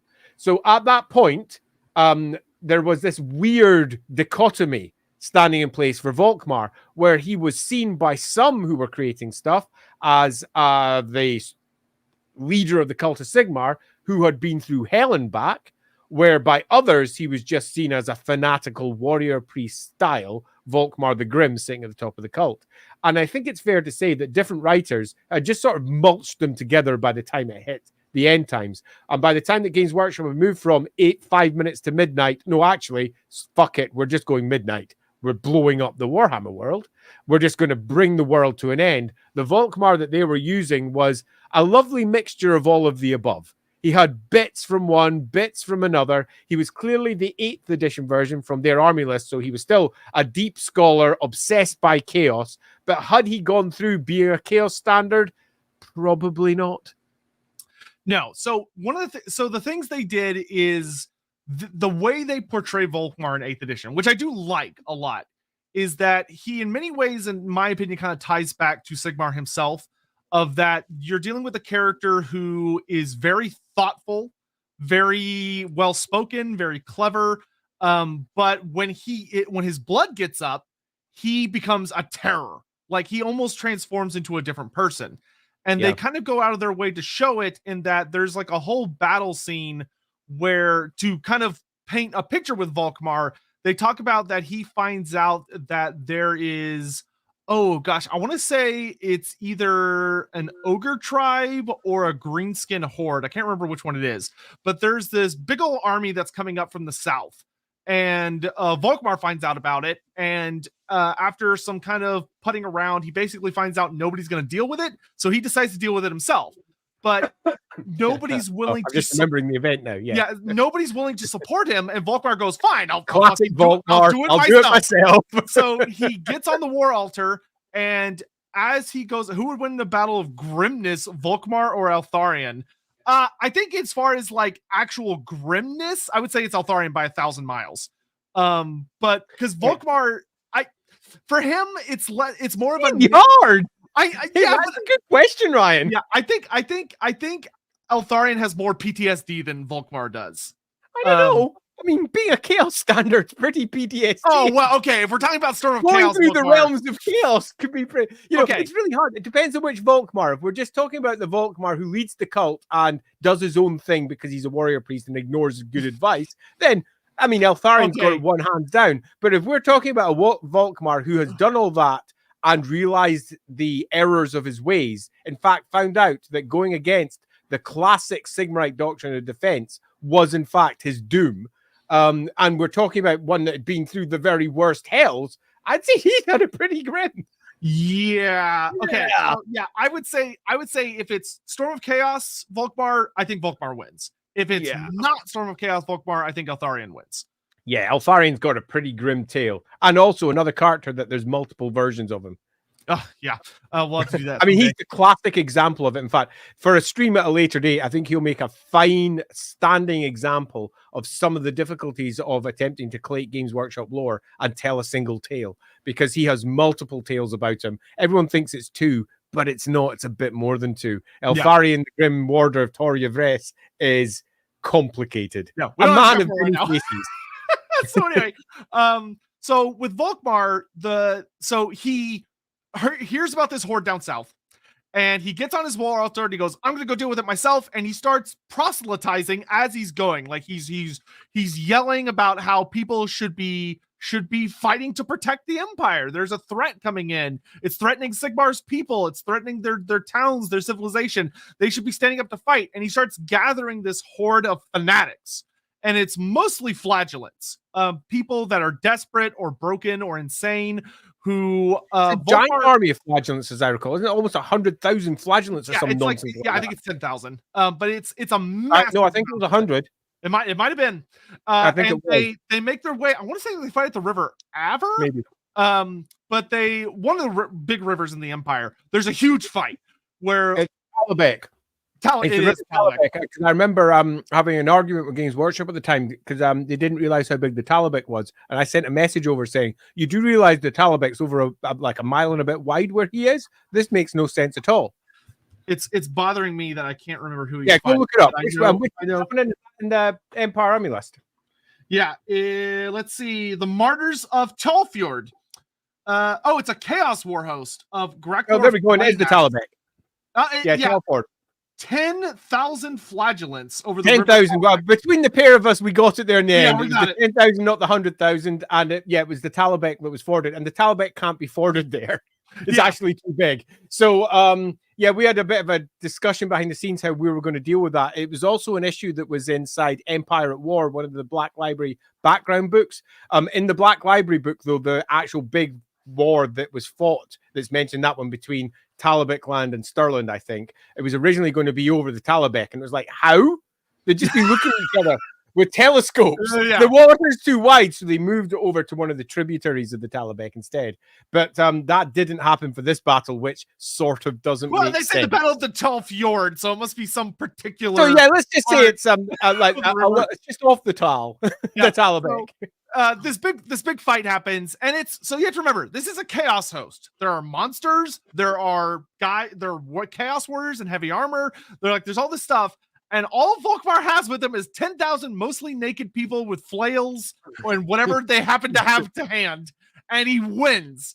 But it's noted that the only thing left standing at the end of the battle is Volkmar and 20 flagellants. So 9,980 people died. You're pushing it. Crag the Grim versus Yorick Grim versus Balcrag Grimgerson. Oh, you gotta go with Crag. Crag's the grimmest grim bitch. Like, Crag is so... I really like... Crag's a figure I'd really like to have a chat about at some point, because Crag is...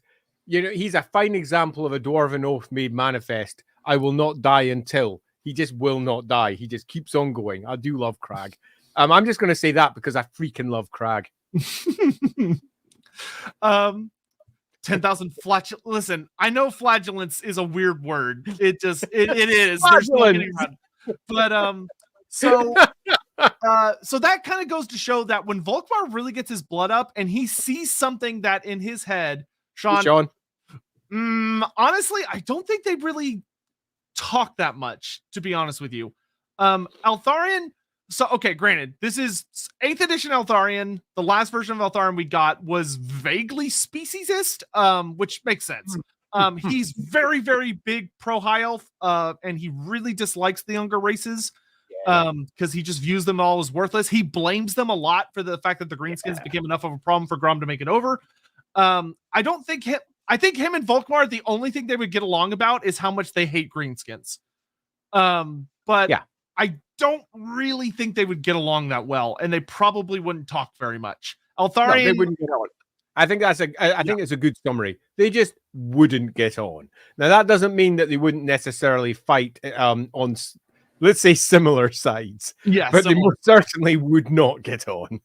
Yeah, I could imagine a situation where I could write it up to make it work, but you would be really having to thread a needle through a very small hole when you've got a far greater expanse of needle wasted space to throw all your thread into. If there was a big bad war going on and they were having to unify to deal with it, they would probably get along great. But any other scenario would probably not be a good meeting. I'm going to bring up this comment because I think it's actually fair. And I'd also just like to add, to make sure how ridiculous this is as a statement, one of Tyrion's, Tyrion, depending how you pronounce it, Tyrion's names is Manslayer. So let's just make sure that's nice and clear. Tyrion Manslayer would have a better chance of talking to him. Yeah. Anyway, carrying on. In any event, so with Volkmar, we have the idea that he's very scholarly, he's very well studied, he's an excellent theologian with the Cult of Sigmar and the other cults. He actually does quite a bit of research into the other various cults because he understands them as, he refers to them all as the old gods. When he's talking about both pantheons, the new god, the classical gods and the old gods, he just calls them all old gods because to him they are, from a perspective of a Sigmarite, because they're all pre-Sigmar. But he has a very, he does a lot of research into them about how they influence what the Empire is and how they influence Sigmar himself. But he is also, when he sees an enemy of Sigmar, if his blood gets up, he goes, I'm going to charge at that thing and I'm going to fucking hit it till it's dead. Or I am. Period. End of story. One of the reasons I loved using him in the battlefield, he's damn bloody good at it. I mean, who knows who was actually driving his big chariot war altar? But I mean, because he was just standing on the back with his hands up, having it's driven through his sheer fucking willpower. The horses just know where to go. Forward! Take me closer so I can hit them with my hammer. It's a truly ridiculous model, the first one. I loved it. So that's kind of the individual we have before we get into a lot of the other specifics of that. He was born a noble. He was raised in a noble house, probably had some siblings, probably not the oldest sibling. So he was able to go into the church instead of being maybe a competition over a title or something. And he gets extremely into his faith. He fights against beastmen, mutants, chaos hordes and stuff. But he also, something happens to him in his life where he becomes very obsessed with chaos. And he spends countless nights driving himself borderline mad trying to find an answer. And in 8th edition, it does carry on with the idea that Volkmar is obsessed with the idea that there is a coming apocalypse, and the apocalypse is going to boil down to the Ever-Chosen versus a warrior of light. He's obsessed with this prophecy. And he's trying to figure out who it is. 8th edition kind of plays around with the idea that he kind of thinks it might be Karl Franz. He kind of thinks it might be himself. He kind of thinks it might be like Luther Huss might find out who it is, which I think now is probably a good time. It was Grimgor. Yeah, it was Grimgor all along. But I think this comes to a good point of Luther Huss, where Luther Huss, we're not going to get super into him, but he very much is a living embodiment of the schism within the Cult of Sigmar, of that there are individuals that are far more political and scheming, but there are also people that are good, honest Sigmarites that believe in being on the defensive. But there's a heavy disagreement between them and those that think, no, we are infested with evil. We must take up the hammer. We must go fight. We must be aggressive. And that is Luther Huss to a fault, in a sense. And Luther Huss is so aggressive that when he finally managed to get elevated enough that he was invited to the Cool Kids party, and he got to meet like the Arc Lectors and all these different other important individuals, the various lectors and stuff, and he was sitting in a council, he got extremely upset in the very first meeting because of how much just boring money talk was going on, and political talk, and scheming against the other cults. And he literally stood up in the middle of the meeting, his first day, and he basically looked around and said, "You're all fat, incompetent assholes who are like repulsive. You are everything the Cult of Sigmar should stand against. You should be ashamed of yourselves." And they all went, "Dude, what the fuck?" And he just left. The Arc Lectors demanded he apologize. He refused. He pulled the, I believe that's when he nails his thing to the door, right? Yeah, on the Cathedral of Sigmar. And he pieces out. And what's interesting is that Luther ends up doing some not so legal things after that, where he goes on to start murdering members of the Sigmarite cult. Full on. Like, there's no other way to put it. He is murdering people. Yeah, he is. Where Luther Huss becomes so convinced of the idea that the Cult of Sigmar has become corrupt that he starts looking for people notably in positions of authority, especially around Altdorf, who he finds evidence of to either be chaos cultists, which the army book tries to play in it very black and white of that, oh, they're chaos cultists, so obviously he's right. I think if you were to delve into it further, it would be very much more gray, and he would probably be murdering people who are maybe innocent or maybe just kind of incompetent, but otherwise not bad. He kills. Yeah, I mean, one of the primary things you should do if you're sitting out there going, "Ooh, I'd like to read up more on this because it sounds freaking awesome," is always view the army books as the black and white version, the good versus evil, the order versus destruction. It's all quite simple.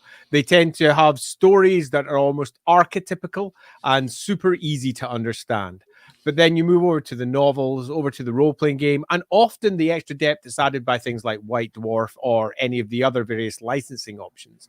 And then you find that it's a lot more gray. There's not just shades of gray sitting in between. There's often color as well, as you realize that what looks like a lovely, pure motivation, behind it, there might be unexpected greed or the influence of the dark gods or something else. So always think that whenever you're reading any of the army list stuff, instead of just going, it is this, think instead, this is what everybody says. This is what it is perceived as. And it might actually be behind the scenes something a little bit more complicated. And that in general makes the setting feel a little bit richer as well. Hey, Hammond. Yes, he did. Yeah, that's totally not what Luther Huss was purely stolen from as an idea. Yes, it wasn't. But in many respects, I think that does speak to the character and what he represents, which was a return, or shall we say, an installation of a different set of values over the Cult of Sigmar, and what he perceived to be its true values and how he thought the Cult of Sigmar should be, and quite clearly was heading towards a mighty schism, a movement, shifting, which would break that Cult of Sigmar up into potentially 2, if not more, factions. And for a cult that's already fragmented into thousands of pieces, to have those pieces split out across into 2 major factions would have been terrible. But I do think that speaks to the end times itself and the fragmentation and dissolution, entropy, if you will, of all things. In many respects, Luther Huss was an agent of chaos. Ryan Jones, and lo, did most holy Grimgar, who art decreed the best by his own word, smote the ever-chosen upon the field with the most righteous nutting. So saith the word of Sigmar. Well, yeah, I think, Ryan, that's a really good point to bring up. And that's that Volkmar, in his obsessions, was ultimately speciesist. He was quite convinced that the saviors of the world would be Sigmar and his chosen children. And that is it, whilst the rest of the world was forgotten. It also speaks to another issue that Games Workshop has in general, and that's its great desire to simplify things and turn things into, say, order and destruction, because the orcs are most certainly not chaos. Indeed, the orcs are, under certain circumstances, your best ally against chaos. And Grimgor in particular, very much, if you were looking at just the basic legend of the ever-chosen, legend of the champion of light, and everything that it represents, Grimgor did the job pretty much. So, yeah, I think that works quite well. And it does speak to the difference between shades of grey that you get from the broader setting and the black and white version that you tend to get for the battle game, because they've got to basically get everybody fighting everybody else in any way they possibly can. Yeah. So the thing about Luther Huss that is very interesting is that fun fact about Luther Huss is that in a roleplay game, he would be kind of a fascinating character because he has he's the most powerful warrior priest out there next to Volkmar himself as far as how strong his prayers manifest, but he would also have a shit ton of sin points because he violates a lot of Sigmarite strictures. 100%. Like, he is a full-on Sigmarite vigilante even against his own faith, which causes him a lot of personal turmoil, and it makes him such a great character.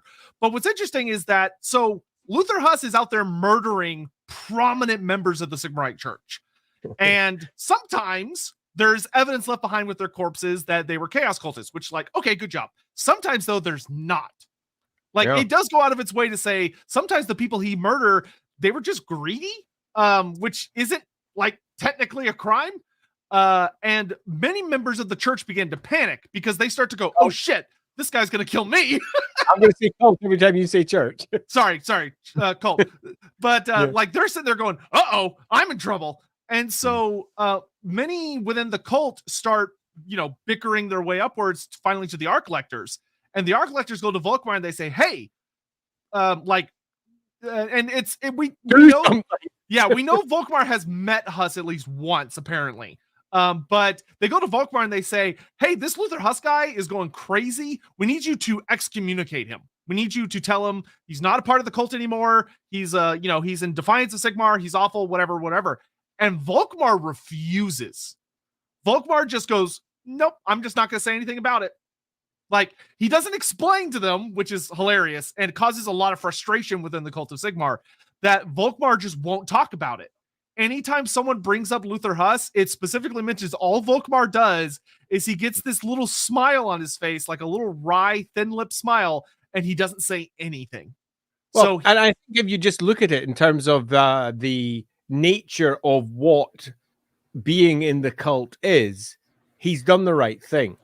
Loosely speaking, and again, speaking in generalisms here, he is the prophet of Sigmar, Lothar Huss, and that's his good old title that he's given. He is blessed by Sigmar.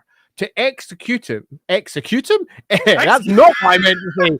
Excommunicate would be to go quite literally against Sigmar's will. He is blessed by Sigmar. The only way that he could actually excommunicate him is to say that Sigmar has not blessed him. He's a witch. He's something else. He is gaining these great miracles from a different source. But that is demonstrably not true.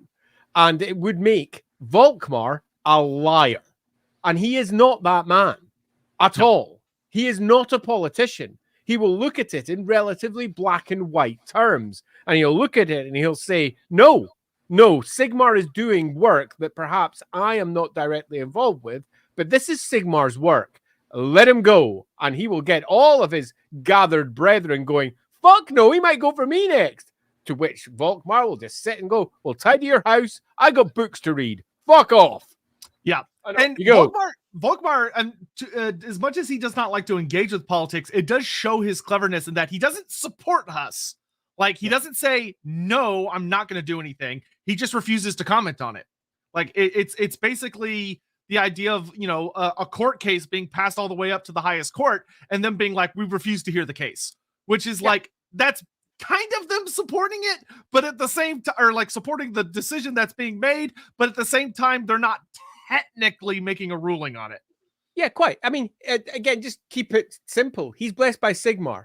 The only way they could rule was to support him, so it's easier to just not rule. Because if they rule and say that he's right, then the cult itself is hitting schism territory when they start trying to oppose Sigmar's will with the will of the cult, which is clearly different. But you got to remember, there's many other people who are also blessed by Sigmar who are doing different things. It's complicated, it's difficult, and they chose not to answer it. A classic non-answer. But Valten is most certainly someone who is blessed. He goes and eventually finds, arguably, Sigmar reborn. He is, cut a long story short, someone who is definitely working Sigmar's good works. And that, no matter how much other members of the cult may not like it, is something that they can't, although many try, deny. It's the case. He's blessed by Sigmar. If you cut him down, then you are cutting down Sigmar's chosen vessel. Okay, this is actually a good question, I think, worth asking for people in the chat, which is, why does Andy insist it's a cult and not a church? Okay, so this is something that was drilled into me by Games Workshop because they kept fucking it up themselves. And they do not want the Church of Sigmar to sound like it's a real-world church. In the real world, cults are generally perceived as not... I mean, there's very few religions that are described as cults that aren't generally perceived negatively. They basically used the word cult to use for all of their religious stuff because it was a word that was seen to be relatively safe and not too representative of real world religions and less likely to accidentally offend some folk, and also less likely to make people go, well, that means it's just a fantasy version of that. One of the things they were particularly attempting to distance themselves from was, in fact, two, was one, the Cult of Sigmar was not the Catholic Church, which many people had tried to make it. Some of the writers had tried to make it an almost one-for-one representation of the Catholic Church, but a fantasy version. And they were very keen to make sure that Sigmar was not just Conan and Jesus. They wanted Sigmar to be much more the God King of the past, not Conan Jesus. And they were very clear: don't use church, don't use church, don't use church for anything in Warhammer, particularly because they also wanted, at the peak of, say, 2nd edition and into 3rd edition, they particularly wanted to separate Warhammer and Warhammer 40,000. They wanted each of their individual IPs, their intellectual properties, to have unique language that spoke to their individual places. And church was used a lot over there, as was cult. Cult is used all over the place up there, but they wanted Warhammer to have its own discrete language that mostly spoke to it. So thus, the word cult was strongly pushed forward into the center. If, to play the good old Tome of Salvation drinking game, if you look in the Tome of Salvation, you'll find that there's not a single mention of the word cult. But there's also not another word inside that book that's worth just Did to you finish mean? off. I think you meant church, not cult. I meant church. The word You can cult tell shows up I- quite a few times. You can tell that I'm scratching my face like mad and trying to concentrate on my words. So yeah, there's not a single word of hopefully not a single mention of the word church in there. But there's also not a single mention of the word saint, because that was seen to be 240k at the time.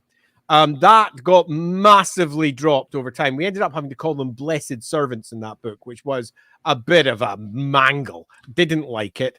But saints are very much a part of the Warhammer world and definitely do exist. But that was seen to be 240k and 2 real world as well, because 40k in many respects is based on the real world. It's our real world's future, where Warhammer is definitely not our real world's past, future, or present. So it's important that we built distinctions in, and one of the distinctions they made clearly was cult. Yeah. Which honestly, like it makes more sense within the universe, like, because it would be weird for only one cult to use terms like that when literally every other cult that exists in a polytheistic empire would not be using the word, which would be odd.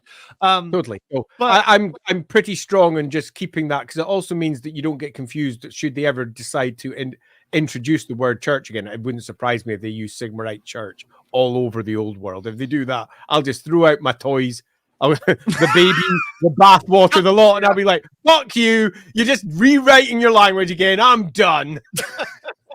So back to Volkmar. I think now is a good point, kind of talking about with the cults.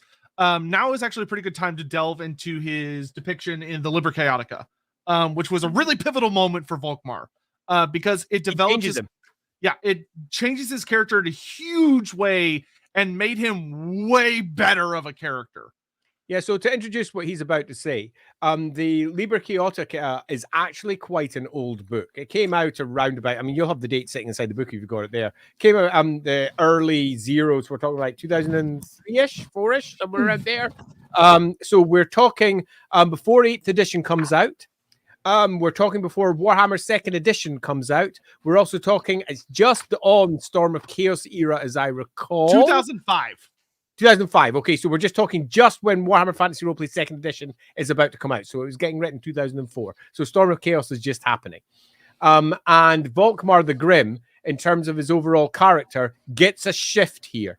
The character that he'd had before was very much what 4th edition Warhammer had put in place. It was pretty much just raving mental Sigmarite, Sigmarine, arguably, in terms of how he presents himself.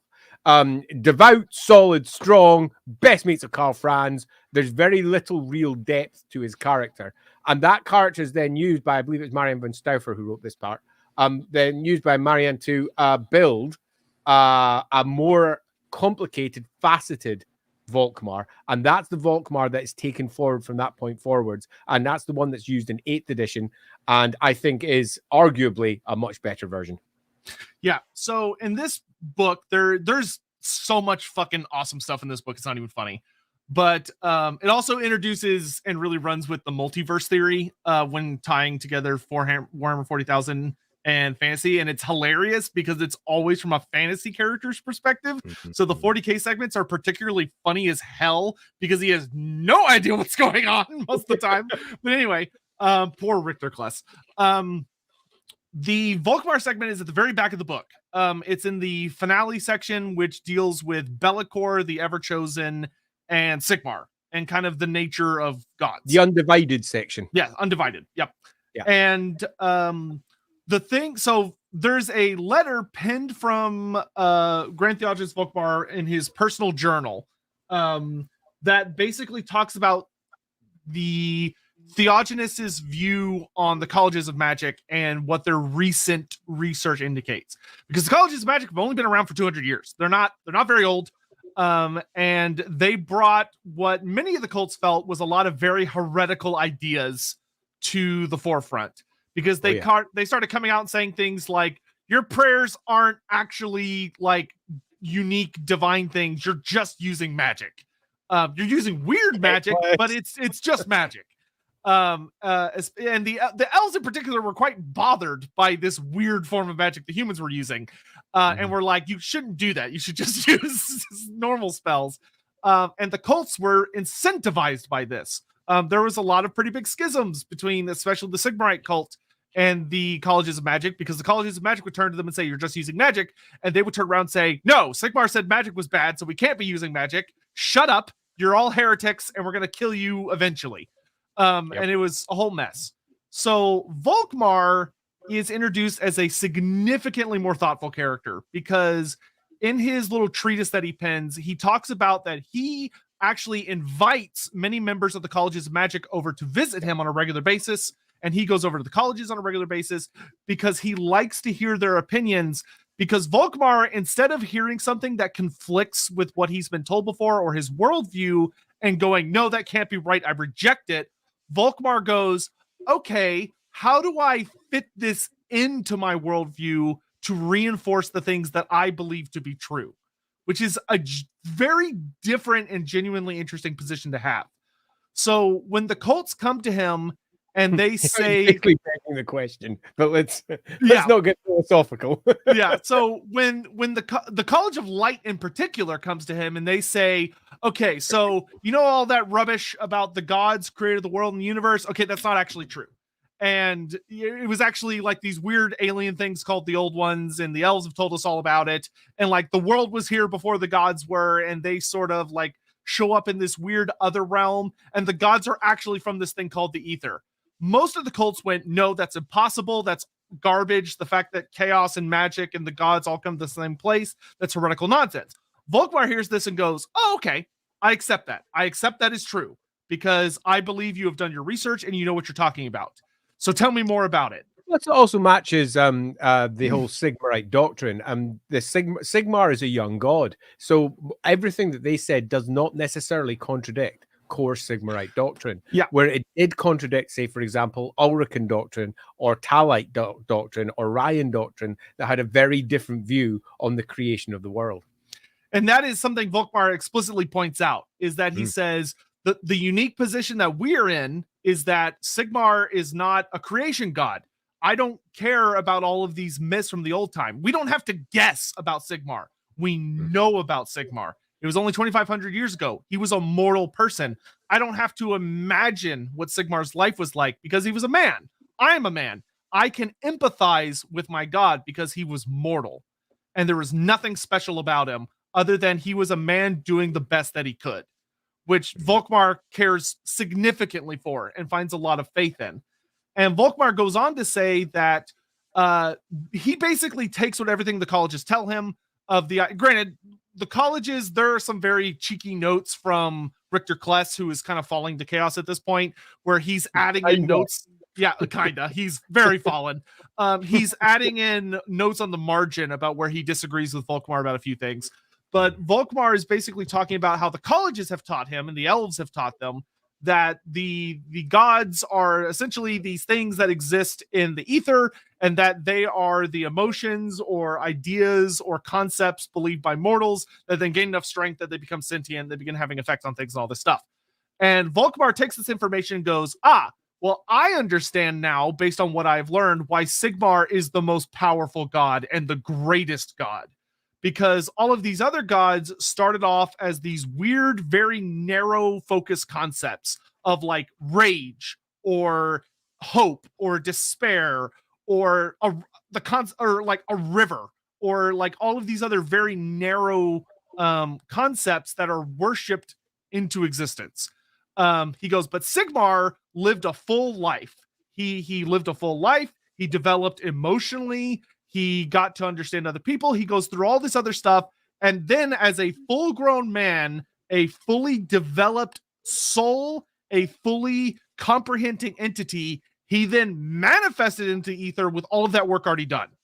So Volkmar kind of plays the card that because Sigmar went into the ether as a god, after living a full mortal life, Sigmar basically showed up there and was able to consciously start manipulating the ether around himself and start drawing in the souls of everyone that had ever died in defense of the Empire, or anyone who had died in the sense of human superiority, or defending your family, or all of these other like Sigmarite concepts, and empowered himself, which allowed him to ascend rapidly to be like the most powerful god in Volkmar's opinion.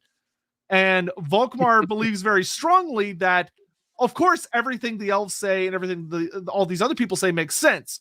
And of course, all of the other cults and what they believe makes sense, in that they don't understand like I do, because they don't have all this information that I have. They haven't been talking to the cults. Like, I think Volkmar literally says something along the lines of, he doesn't blame all of the other cults or all of the other people of the Empire because they're too uneducated. Like, they don't have access to the wisdom that he does. They're not able to talk with the magisters of the colleges, or they've been too heavily indoctrinated by the other cults, or they're frankly just too poor to afford a book, or they can't read. And he has connected all of these dots, and he goes, that's why it has to be Sigmar. That's why Sigmar has to overcome all of the other gods. Sigmar is the one preeminent god, and he's the only one that ultimately matters, because he is a man who ascended to godhood and therefore is able to take advantage of the ether in a way that no other gods can, because they didn't live lives like us. They don't understand the materium like we do, because they didn't live a life in it. Granted, we'll talk about another god later who has. We have some fun things to say about that next week. Yes, but that is kind of, and so we have all this information on that whole thing about Volkmar, which paints a fascinating picture of him. Of that, the Cult of Sigmar, especially in like Black Library novels and stuff, is very often portrayed as the most anti-magic cult. Which I will say, there's a hilarious note about Volkmar in his treatise where he blames that on the Ulricans, which is so fucking funny. He literally says something along the lines of, like, the Sigmarite cult has missed out on so much knowledge because they hate on all the magisters. But then he puts a parenthesis and says, I will note that this is likely due to the fact that the Empire used to be purely Ulrican, and a lot of their aggressive tendencies have passed down to the Sigmarites over the generations, which is really funny. Especially considering that Middenheim has its own magical college that's been there for way longer. But I do find it funny he blames that on the Ulricans, when that's not really a fair accusation on Volkmar's part. But it does do a fascinating job of showing how interesting of a character he is, and that he's really open to many different forms of knowledge. So Sigmar is just human Sotek. Volkmar equals to Hinnuin. No, I mean, no. There are some very Luther Huss would be closer. Yeah, Luther Huss. Hinnuin is a full-on prophet. Hinnuin is not the character. Yeah, Hinnuin, you could not sit Hinnuin down and tell him something contradictory about Sotek and expect it to go well. He would probably kill you and call you a heretic. Volkmar would listen to you, which is different, and Volkmar would have a dialogue with you, which prophets don't tend to do. So to just look at it slightly from the outside and what was done with this particular section, the lore of Sigmar, the great human who became God, the God King, or alternatively Conan Jesus, and exactly what that mortal became. Volkmar is used to show how the god that is Sigmar can match with and work within the template that was created by the original Realms of Chaos books, all the way back for Fantasy Roleplay First Edition and for Warhammer 3rd. Where the whole concept of the vortex of souls, the concept of the chaos gods and what they represent, and also showing how a god like Sigmar is not chaos, is actually in the same realm as the realm of the other gods, the chaos gods or whatever, but is discrete from and is not a part of those gods, and how it exists within that realm, and through that also explaining the other gods and how they also exist within that formation of what the aether is. It is worth saying, though, very clearly that this is deeply into theory territory. This is not something that is definitely the case. The Realms of Chaos books painted it as a black and white, almost God view, this is actually the case. That got significantly weakened over time. So you'll find later editions instead say this is one way that it can work, and this piece here explains how Sigmar can work within that. But using Volkmar in particular to be the one to show that does a couple of very important things. One, it shows how heretical those views are, and that the only one who's actually in a position to properly formulate and put it together is the one at the very top, the one who actually can. And they are relatively heretical views that he's working his way through. But it also repositions Volkmar as a character, as we discussed earlier. It gets a character who is thoughtful, who is willing to reach out to others, who is willing to discuss, to contemplate, and to reflect upon everything that he has learned, and then apply that, hopefully, to the next steps. This stands somewhat contrary to the character who rushes out on his great war altar and immediately assaults. Attack, attack, attack. That character is eroded significantly and given greater depth. In turn, that character, when it then gets popped over into the 8th edition, keeps those aspects. Volkmar is now described in the 8th edition as quite clearly being a scholar, as someone who is looking deep into ancient libraries, attempting to understand the greater depths and really reality of nature and his own god, and importantly, what could damage the world as it currently stands. And ultimately, the ever-chosen, what is it? What is Sigmar? And what do I have to do to manifest enough strength to face off against the great gods that are attempting to bring us all down? It's one of the reasons why it could very easily see himself potentially as a champion of light, or indeed anyone who is willing to go through the necessary steps to become. It's almost not so much that he believes he's it, it's that if he goes out and does the job, he will become it, rather than he is it. And you can see that how those legends have all woven together. And as he's looked at them, he's gone, I can use this to hopefully reach a point. Because if the other gods are nothing more than the expressions of certain emotions, then that just means he needs to go off and be the center focal point of all of those emotions and stand against the ruinous powers that are attempting to end the world. So you can loosely see where his thought process is going. So you could even argue that much of his almost spitting Sigmarite proselytizing, his deep embedded faith being turned into nothing more than a figure that others can't argue with, is possibly calculated. He himself may be a much deeper, much more thoughtful character, but he has to project himself in this way to effectively, hopefully, stop the end of the world. Hey, Mandatus, I just spotted that one there. Let's see. I do love exceedingly rare chainswords in fantasy because chaos inspires some of my Cornet Demon Prince kit bashes. Also love Volkmar the Scholar. We do too. Thank you for the $8. And yeah, chainswords. Reading the 2nd edition Tome of Corruption book, when they go through all the mutations, it's really fun. The way they try and describe the chainswords to make them like fantasy-esque while still obviously being chainswords is really funny. Yeah, and you'll find that this happens again and again throughout all of the books. I was recently discussing with someone behind the scenes that I won't say about some of the artifacts that were created for the Albion campaigns, and they're every single last one of them are 40k artifacts. Yeah, artifacts of the old ones, and it speaks to a host of stories that when you look at it, you suddenly start getting. Well, doesn't that mean that something else must be the case because it's complicated? But that's, I think, a different and quite heretical stream. Yes.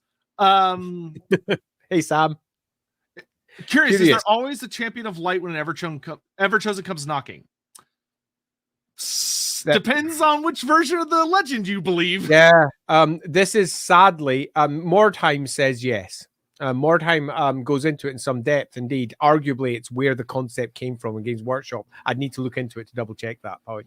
And they even have a nice little child of light that pops up through part of their background. And it gets drilled down pretty hard through the course of 6th into 7th into 8th edition. But it never really gets drilled down really hard. As in, this is a thing that has always occurred. This is a thing that definitely happens. Although in places, it states that clearly. So the answer is, it will depend on the writer of the day. But if you're looking for an overall picture, Probably, but they may not have understood of what was occurring.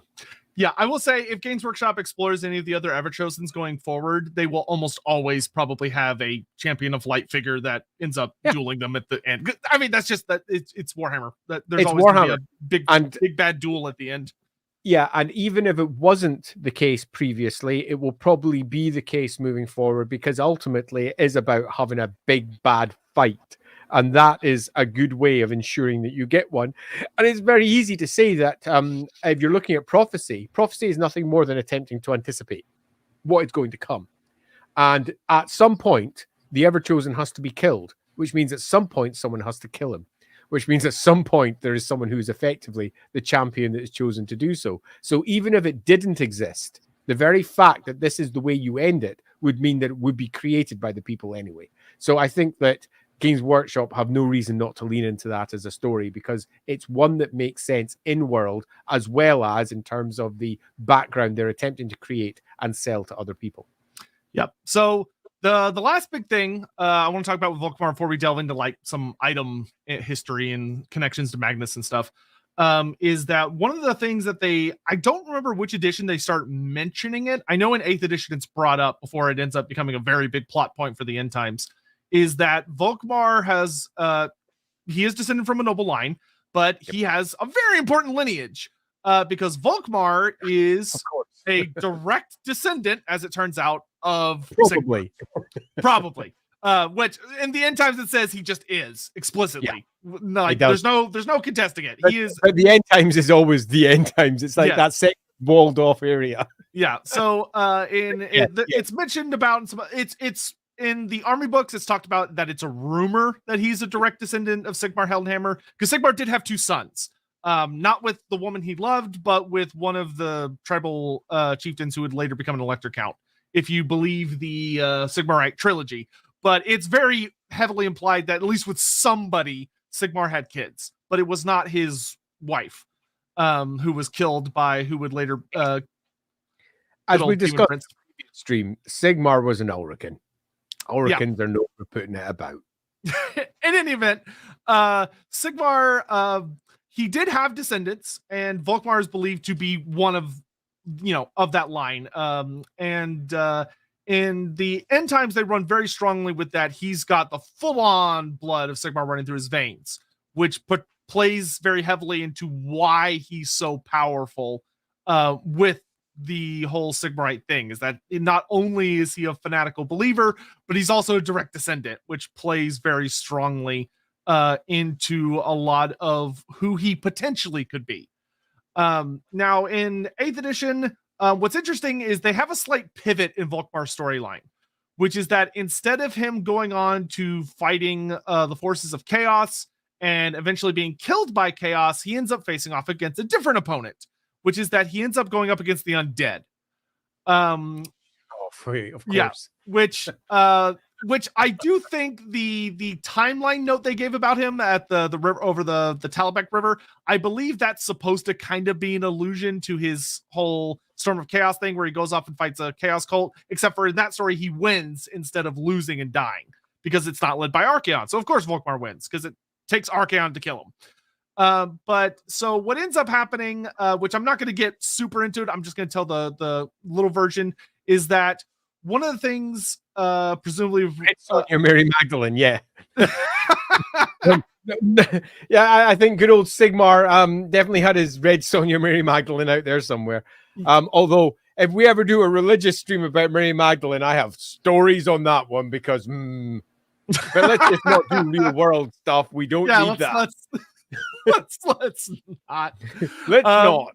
So the thing about Volkmar is that they change Volkmar a little bit in 8th edition to being more of an he's very obsessed with the apocalypse prophecy, but they also lean very heavily into that he's a very fervent enemy of the enemies of Sigmar, which broadly speaking tend to fall into the trio of like chaos, undead, and and greenskins. That's kind of like your triumvirate of big Sigmarite baddies. So when rumors start coming about leading up to the end times that Manfred von Karstein has supposedly been spotted and that he's running around and he's causing a lot of problems. Volkmar sends a witch hunter, a super big badass witch hunter, to go deal with him. And unfortunately for that witch hunter, he is successful in that he finds Manfred, but then he dies. So Manfred kills him, and Manfred is so kind as to have his body flown back to Altdorf and dropped in through the ceiling on the Reichland Diet, where Volkmar is at said meeting. So this witch hunter's corpse lands in front of Karl Franz and all this other stuff. And it basically, there's a note on it from Manfred saying, "Fuck you guys, I'm back." And Volkmar does exactly what he does in the Storm of Chaos. He gets up and he says, "Fuck Manfred. Fuck this dude. He's supposed to be dead. I'm going to go kill him. Who's going with me?" And everyone kind of goes, "We're kind of busy right now. Can you not?" And Volkmar just won't be turned aside. Like, a lot of people try and convince him not to go. Karl Franz tries to convince him not to go. Being like, "Hey, we'll deal with it in due time." Like, Balthazar Gelt tries to convince him not to go, but he tells everyone to fuck off. He's going to deal with it. And he marches off without any support. Much like the Storm of Chaos story, it's actually farcical. For all the outcomes are potentially cool. He's the fricking Grand Theongonist. If the Grand Theongonist says there's a great enemy down there, we need to go, thousands upon thousands of loyal worshippers of Sigmar would go. Yeah. Entire knightly orders would uproot themselves because the Grand Theongonist controls them directly. There are uncounted hundreds of warrior priests who would gather from across the empire, bellowing prayers of Sigmar, holding their holy books, pulling militias, state regiments of all kinds, regardless of what an Elector Count may or may not prefer. The great fear of the Elector Counts is that the Grand Theongonist does something like this, because it stands in direct contradiction to their authority. And importantly, the Grand Theongonist, who is a strong proponent of imperial authority, also perhaps shifts the cults. The idea that the rest of the Elector Counts wouldn't go, "Okay, yeah, of course we'll give you some," just to make sure that his power is not fully manifest, is actually ridiculous. But nevertheless, this is about telling a story for an individual campaign. This is also about telling a story for Volkmar. But it is worth saying, in terms of the overall Warhammer world, if you're attempting to try and make this make sense for the Empire, there's a lot of rewriting and rejigging that needs to be done behind the scenes to make it all make sense. Because seriously, if Volkmar says run, a lot of people are going to say, yes! Yeah, and Sigmar's Blood is a really stupid book in a lot of ways, because they instead of just telling a story, they wanted the story to reflect the units you would be using, and it's a beginner set. It's literally designed for you to be a brand new player who's never done anything before. So you fight with teeny tiny armies. Like Volkmar, the final battle between Volkmar and Manfred, I think maybe has 10 units on both sides. Like, it's silly. But the important parts of it, ignoring the stupid parts, is that Volkmar leads an army to Sylvania, and he's very successful. Like, Volkmar full-on purifies a number of actually very well-documented fortresses for the vampire counts. There's that fort. I forget what the name of the fort is. There's the fort on the border of Stirland. Yes, Overstyre, which is I created that.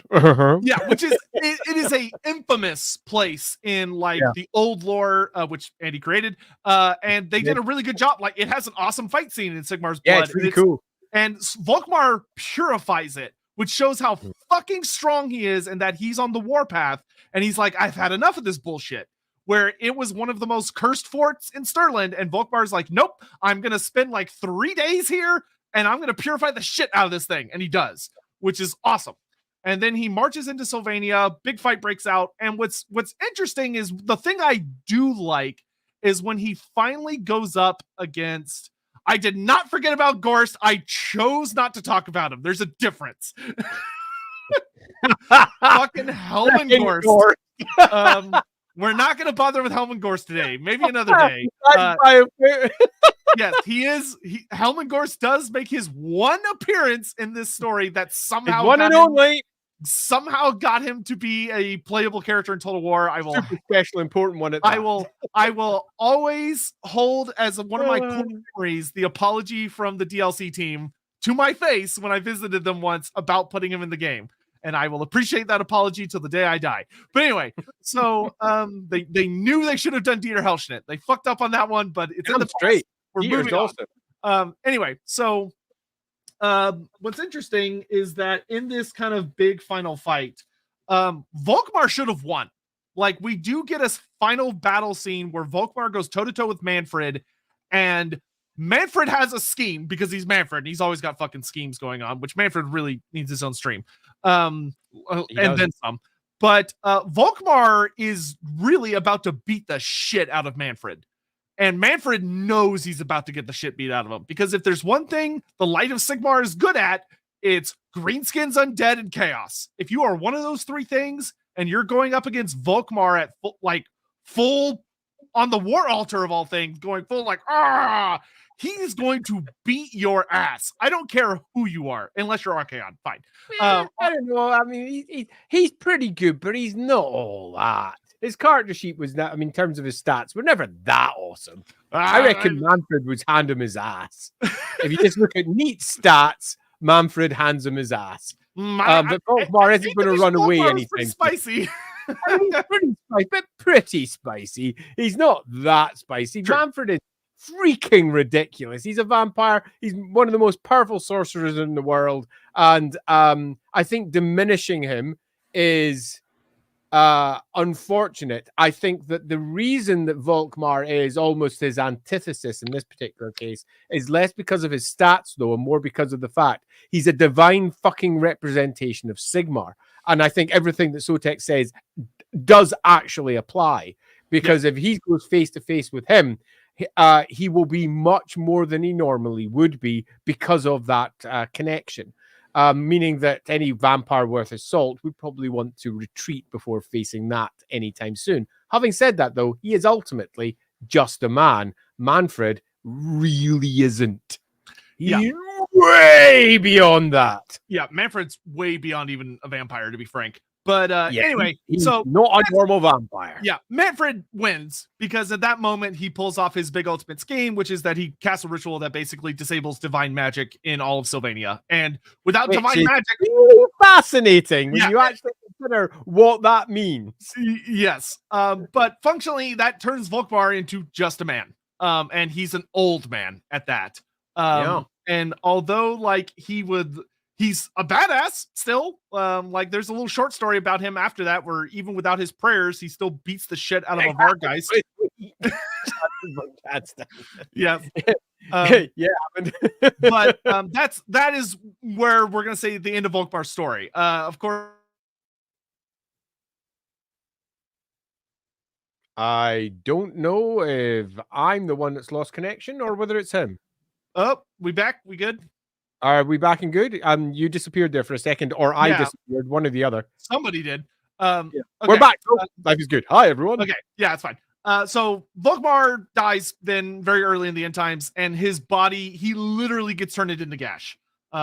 His arm gets chopped off, and Nagash's hand gets put on him, and they put all of Nagash's stuff on him, and the big ritual is cast, and he literally turns into Nagash, which was a brutally unfair death for Volkmar. It was.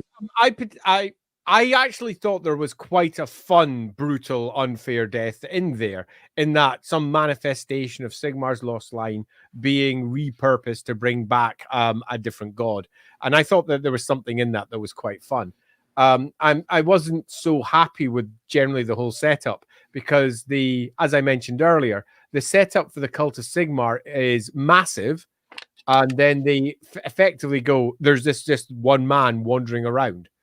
And it really diminishes the Empire. It diminishes the Cult of Sigmar. It diminishes everything they represent when they focus on just this one individual, forgetting that he is the spiritual leader for millions. Literal millions. And if he goes somewhere, millions will follow. Sylvania would have been swamped if that's what they wanted to occur. It would have been a horror show. And that, I think, could have made an even better story if Manfred pulls off his crazy ritual. And then we have death by the millions. There could have been a really cool story, but it was a different story they were going for because they were just pitching basically a small little campaign, Sigmar's Blood Book. Oh, look, and here's Volkmar on the battlefield, and here's a vampire. And they have a big fight. You can play that at home. That'll be a lot of fun. And it's one of those situations where they've used the Warhammer world because that's what they're there for. The Warhammer world is a tool for them to sell their next game. But in terms of the overall function of the Empire, it just felt like such a waste of the potential of the Empire storyline. And that was the basis that then became the End Times. So those steps had already been taken. So attempting to then try and pull back the Empire to what it should be, it wasn't going to happen because those stories were the foundation point for the next set of stories. So poor old the guy gets out from that. Oh man, we're gonna throw that all in the trash bin where it belongs and get back to the interesting stuff. Which is the next thing that's really interesting to talk about Volkmar, I think, is really breaking down his items in the War Altar itself. Which, because the Jade Griffin really ties in with the that story, I think the Staff of Command is where we should start. We missed it earlier when we're going through some of this stuff. Yeah, no, we should start with the actual altar. It's really simple, though, because it's basically the staff of office for the Grand Theongonist, and it empowers those who carry it. I mean, there's more you can say, but it's a good start. It's where Volkmar gets his, like, goes from mean old man strength to, like, I'm going to crack open a steam tank strength. Funny enough, a lot of people, when you see Volkmar, you may notice he has like a staff and a hammer. The hammer is actually not anything important. It's the staff. That's the important bit. Which is crazy, really. It arguably should have been the other way around. After all, he is a manifestation of the Warhammer bearer. If there was ever a magical Warhammer bearer to be about, it's him. More so arguably than even the Emperor himself. But him not having at any point a magical Warhammer seems crazy. Yeah, it's goofy, but what are you gonna do? So the War Altar, very interesting device that opens a lot of questions about prior Grand Theongonist, because the War Altar is, of course, the most iconic thing about Volkmar, besides his mustache and his bald head, which is that it's this giant armored wagon with a giant fucking griffin statue on it. That has incredible power, like staggering amounts of power. It is so strong that, like Andy said, in the original edition, it just made him practically a fucking wizard. And in later editions, it greatly empowers him. It makes his prayers very difficult to stop. And in the last few editions, it lets him just fucking cast banishment, which is the big bad spell from the Lore of Light. It's a super scary spell, and Volkmar is just throwing that shit out there because of the Golden Griffin behind him. Yeah, and I do really like the complexity it adds to the overall world building for the Cult of Sigmar, because no matter which edition you go through, although really it's mostly beginning and end, but there's still a strong connection to magic throughout, which I find particularly fascinating. Yes. And so the other thing that's very interesting is that the War Altar, while you may look at it and go, oh, Grand Theongonist, it's only been around since Magnus. It was built after Magnus defeats Asvarkul. Unfortunately, Magnus did not ride it into battle, at least not until after Asvarkul, which is not as cool, but it, as fun as a mental image as that would make. But what's fascinating is that when you look at it, you may think that, oh, that's been around since the time of Sigmar. No, it's very recent, super recent, in fact, as is the Jade Griffin, the little jade thing that he wears. Very recent. The only thing that seems to have really been passed down through generations of Grand Theongonist is the staff, which itself was not as powerful because it draws power from the War Altar. From the altar. Because what's fascinating, if he's not on the War Altar, doesn't get all the benefits. Yeah, what's fascinating about the War Altar is it seems localized around the Griffin itself. Is the War Altar is a magical locus. It is a very fucking bizarre contraption that seems to draw in the winds of magic, or at least Hish, to an obscene degree, and stores it, which is very fucking weird when you know the background of how magic and all that shit works. I mean, arguably, it's not weird at all. It's basically exactly what Teclis says it would be the case. Yeah, well, I think it's odd in that it was built kind of in Magnus's image, and there doesn't seem to be like runic script on it. There doesn't seem to be anything about it that should make it such a powerful locus, yet it is. In that it seems to have just kind of it's become a center of faith that just because of that, it's idol worship in a sense. Of that, it just draws things in.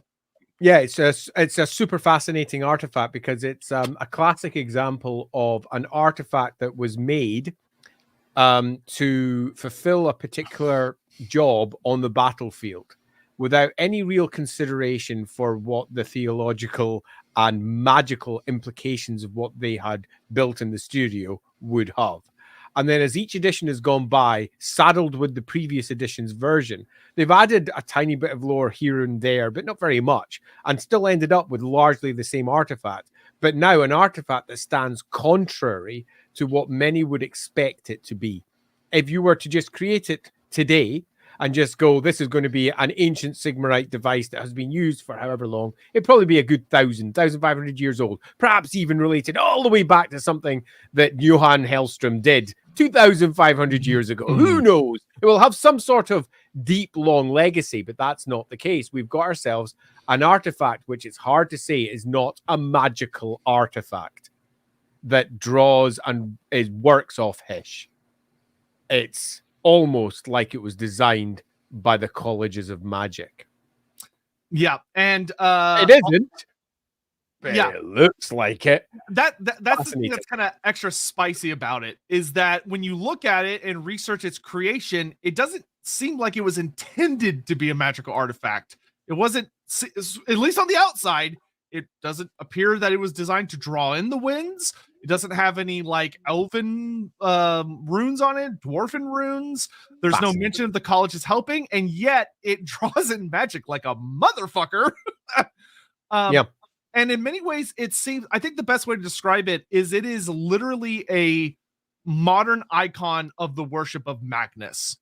Yeah, I think it's also worth saying, as I recall in 8th edition, I might need to check this up, but as I recall in 8th edition, the War Altar is a separate artifact to Volkmar. So if you've got the army list there, that'd be really handy. And it can be purchased separate and is not tied to Volkmar. Others can ride it, and indeed the suggestion is there's multiple War Altars and this is the rule for them, and that, if anything, is even more fundamental. I'd need to double check that's the case because it's been a wee while since I made my last Empire army. So in 8th edition they say that there's only one War Altar. It is a singular piece, but it can be ridden by either Volkmar or an Arc Lector. Arc Lector, that's it. Thanks, I couldn't recall. Yeah, but it's specifies that one. Because there's only one, you can only have one per army because there's only one in existence. Yeah, that's good. It's a bit like the steam tanks, limited numbers. So but you're right, the Staff of Command, it only works if it's on the War Altar, even in 8th edition. If he's on foot, it doesn't, or on a mount, it doesn't get any benefit at all. Anything. Yeah, it does nothing. The whole thing reeks of something going on behind the scenes. And it's the sort of shit that those of us who are on the role-playing side of things can't help but go, so there's a story here. There has to be, because this doesn't make sense. It actually doesn't.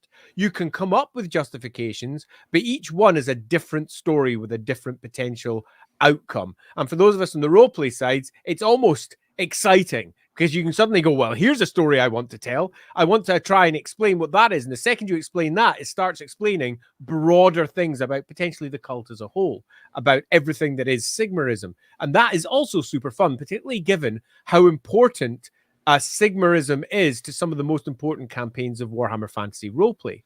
And that would never have existed if it wasn't for Volkmar the Grim being there.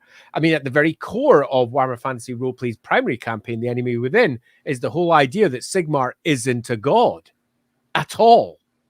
And it's all magic. And this artifact supports that theory. And that's a theory that is posited by Chaos Cults and other folks, but posited because of people like Teclis, who also believe that.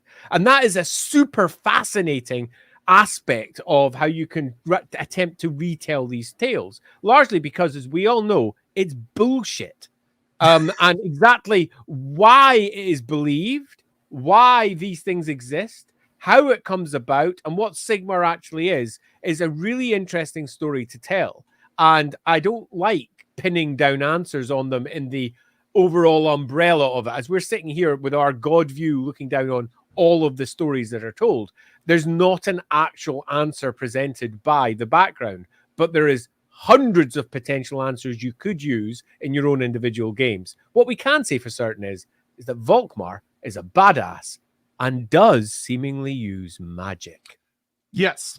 And the other thing about the War Altar that's really interesting, and Volkmar as seemingly a magic wielder, is the Jade Griffin, which was made at the same time as the War Altar.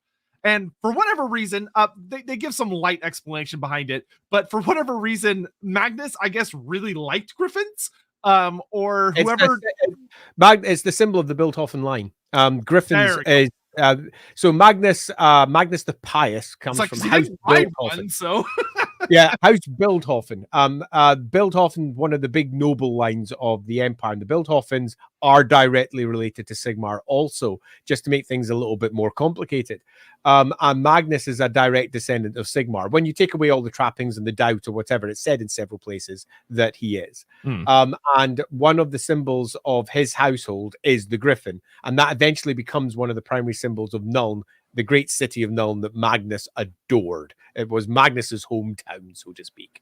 And griffins are all over that city because of that. But that's because of House Bildhofen and because of Magnus. There you go. So not only did they create the War Altar, which is a big griffin that's holding a vague approximation. No, Bildhofen. Beethoven? So not only do you have this giant fucking gold griffin that's holding a big approximation of Galmaraz, but you also have the Jade Griffin, which is made literally of jade, which is a very rare material in the Empire. Often has to be imported. I mean, is it made of jade? Yeah. Or is it jade magic? Yeah, so that's the interesting thing, is that supposedly in the later editions it just says it's made of jade. In the earlier editions it almost kind of is doing like the it's not warpstone wink thing that they like to do. But what's interesting about jade as a material, especially with the new lore we've been getting with Grand Cathay, is that jade is a big conductor of magic. It draws magic to it like crazy. And it is one of the best conductors of magic, next to like gold and very few other materials that are like that good when it comes to drawing magic to you, to the point where we have like the Jade Lion being a big literal construct that draws magic to it, and allows people, it stores magic in it that can then be used by nearby allied wizards, which is very similar to what Volkmar is doing. Because what the Jade Griffin does is that it is a reservoir of jade magic, in that it literally heals the bearer to an obscene degree. Again, I should check the current army list, because I remember it is in its original incarnation, it was a carved piece of jade that drew magic directly from the War Altar. Yeah, and that's still the case. And then if it's still doing that, then we have ourselves, because I haven't read the most recent one for ages, but if that's still the case, then if we're talking about the metaphysics of what's actually going on here, we've got an altar that is attracting all the winds of magic. And some of these winds of magic are being utilized by artifacts. One of the artifacts is the one that he holds in his hand. It provides him with extra strength. It provides him with extra toughness, extra capability. If the Jade Griffin is also drawing from that, that means it's drawing up the jade magic and it's healing, giving him regeneration. And as I recall, for his rules in 8th edition, he gets regeneration. And for 4th edition, he healed at the end of every round. That's again working from my memory. The biggest change they made going into the later editions is that the Jade Griffin is specifically called out as being enchanted, as in it was made by wizards. That's even worse. Yeah, and that which I think the reason they did that is it allows it to work whether he's on the War Altar or not. Whereas in the older editions, he has to be on the war altar, isn't it? And the new editions, actually fascinating. Yeah, in the new editions, it heals him no matter what, no matter where he is, as long as he's wearing it. He's healed. And that was the version that I used when I was mentioning some of the seals that were used that used fragments of the Jade Griffin. So yeah, there's I was about to bring up. Yep. Yeah, there's bits of there are bits of Jade Griffin all over the place, all of which have got healing capabilities and potentials. And some of these are well, they're pretty much crafted into the holy seals of Sigmar that they place on, allowing the person on the receiving end to potentially heal if they've got the classic red seal with a prayer parchment hanging out of it of Sigmar, some of which actually have shards and fragments of the Jade Griffin, because the Jade Griffin over the course of the last so many hundred years has been hit a lot. And that has fragmented small parts of it off. But you know, that's if that's the case, it's possibly, if you're looking at it purely for what it is rather than what they claim it is, if it is an enchanted piece of jade, then it is nothing more than a repository of jade magic, which is drawing from the life around it. And if it's on the war altar, it'll just have a constant charge of it. Yeah, it just gets supercharged. Basically just a magic artifact. Yeah, and despite the fact it's supposed to just be a religious icon, and it's so potent, because you're right in that there's a magic item in all of the editions, except 8th edition, which unfortunately cut the magic item list down a lot because for stupid reasons, but because they wanted to make the items more in the core book. But in all of the editions, except for 8th, because they cut it down, the you could get a piece of the Grand Theongonist Jade Griffin as the Jade amulets, which say that the Grand Theongonist, when a piece breaks off, he hands them out to people who have demonstrated themselves to be particularly awesome, and they give you regeneration, like they heal your wounds. And that was furthered in the roleplay game with a whole bunch of smaller fragments that were dropped down into the purity seals. So there's basically a jade artifact from the Jade College that is worn by, like Andy said, is bonkers, because that means the war altar is literally, it's not just drawing in Hish, it's drawing in all the winds, seemingly. And Volkmar is able to tap into different winds of magic for different things, where he's unleashing banishments, which is Hish. He's able to heal himself to an obscene degree, which is life. And he's empowering the hell out of himself to the Staff of Command, which is debatably like Gur or Akshi. And you can argue that all 8 winds are doing various things throughout the course of the editions for how each of the artifacts that he's a witch using. So whether they are just artifacts, whether there is something else going on, whether he himself is not what he thinks he is, or others don't. There's lots of fun tales that can be told there. But what we can say for certain is that Volkmar himself very much believes in Sigmarism. He believes he is empowered by Sigmar, and he also believes that he potentially could be the savior of the world itself, but he's not arrogant enough, at least in his latest version, to think that he definitely is. He was arrogant enough during the Storm of Chaos version of himself, where he was quite convinced that he probably was going to be the child of light. No one else was willing to make those steps. And if he didn't do it, it's quite possible that Archaon would become too powerful to stop. So he was effectively doing a preemptive strike, which is one of the reasons why he rumbled north with the Talapine forces. Cut a long story short, there's some complication there. Yeah, one of the things that I thought was really interesting about the Storm of Chaos version that I liked a lot is that in some ways Volkmar's not wrong, in the sense that him setting off and getting killed is what finally gets through everybody's fucking head that Archaon is here and he is a genuine threat. And it's not just something they can paddle around. It's like, oh fuck, he just killed the Grand Theongonist. Yeah, totally. And in many respects, I'm a little disappointed that the Storm of Chaos was sidelined.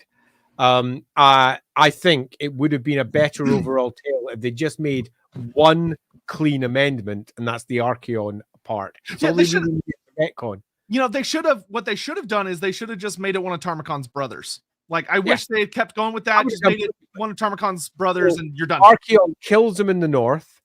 They come sweeping down with Be'lakor and whomever else. They get defeated. okay, that's the first incursion for that year, and then next year others are coming until eventually the incursion with Archaon himself comes down. The Archaon who had already killed the Grand Theongonist, a Grand Theongonist who is now possibly sitting back in Altdorf, a very different figure. There's a really cool story in there. But they sort of just muddied it and they patted it down and they didn't really think too much about it. It was a waste in a lot of ways. Ignored other bits and it all became a bit murkier. But yeah, there was a pretty cool story in there somewhere. Yeah, I mean the thing about Volkmar that would have been so fascinating about that as well, which one of like the Black Library books that take place and the roleplay books that take place after the Storm of Chaos are so fucking good because they tackle a lot of how the soul of the Empire is so shaken by the fact that they lost. Like they lost. The only reason they survived is because of greenskins and vampires. They got saved by fucking Manfred and they got saved by Grimgor. And it wasn't Sigmar that saved them, as far as they can tell. And how that would affect the Cult of Sigmar, how would that affect all the cults of that their gods failed them. And Archaon would have destroyed Middenheim. The whole thing was almost a good story.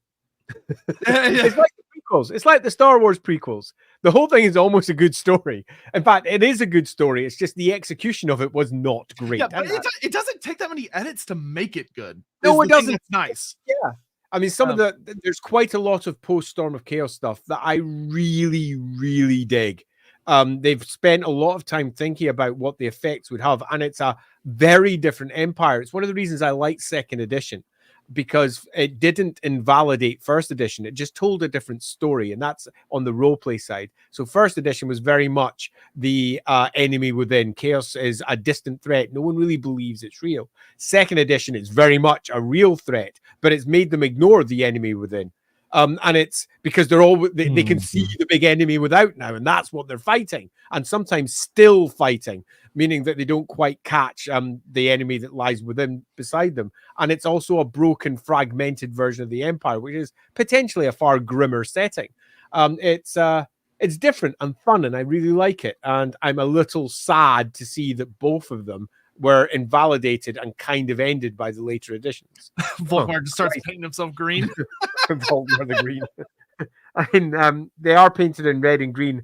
The color of the Knight's Griffin. But man, I'm just scratching in disguise there. Stop that, Andrew. Bad.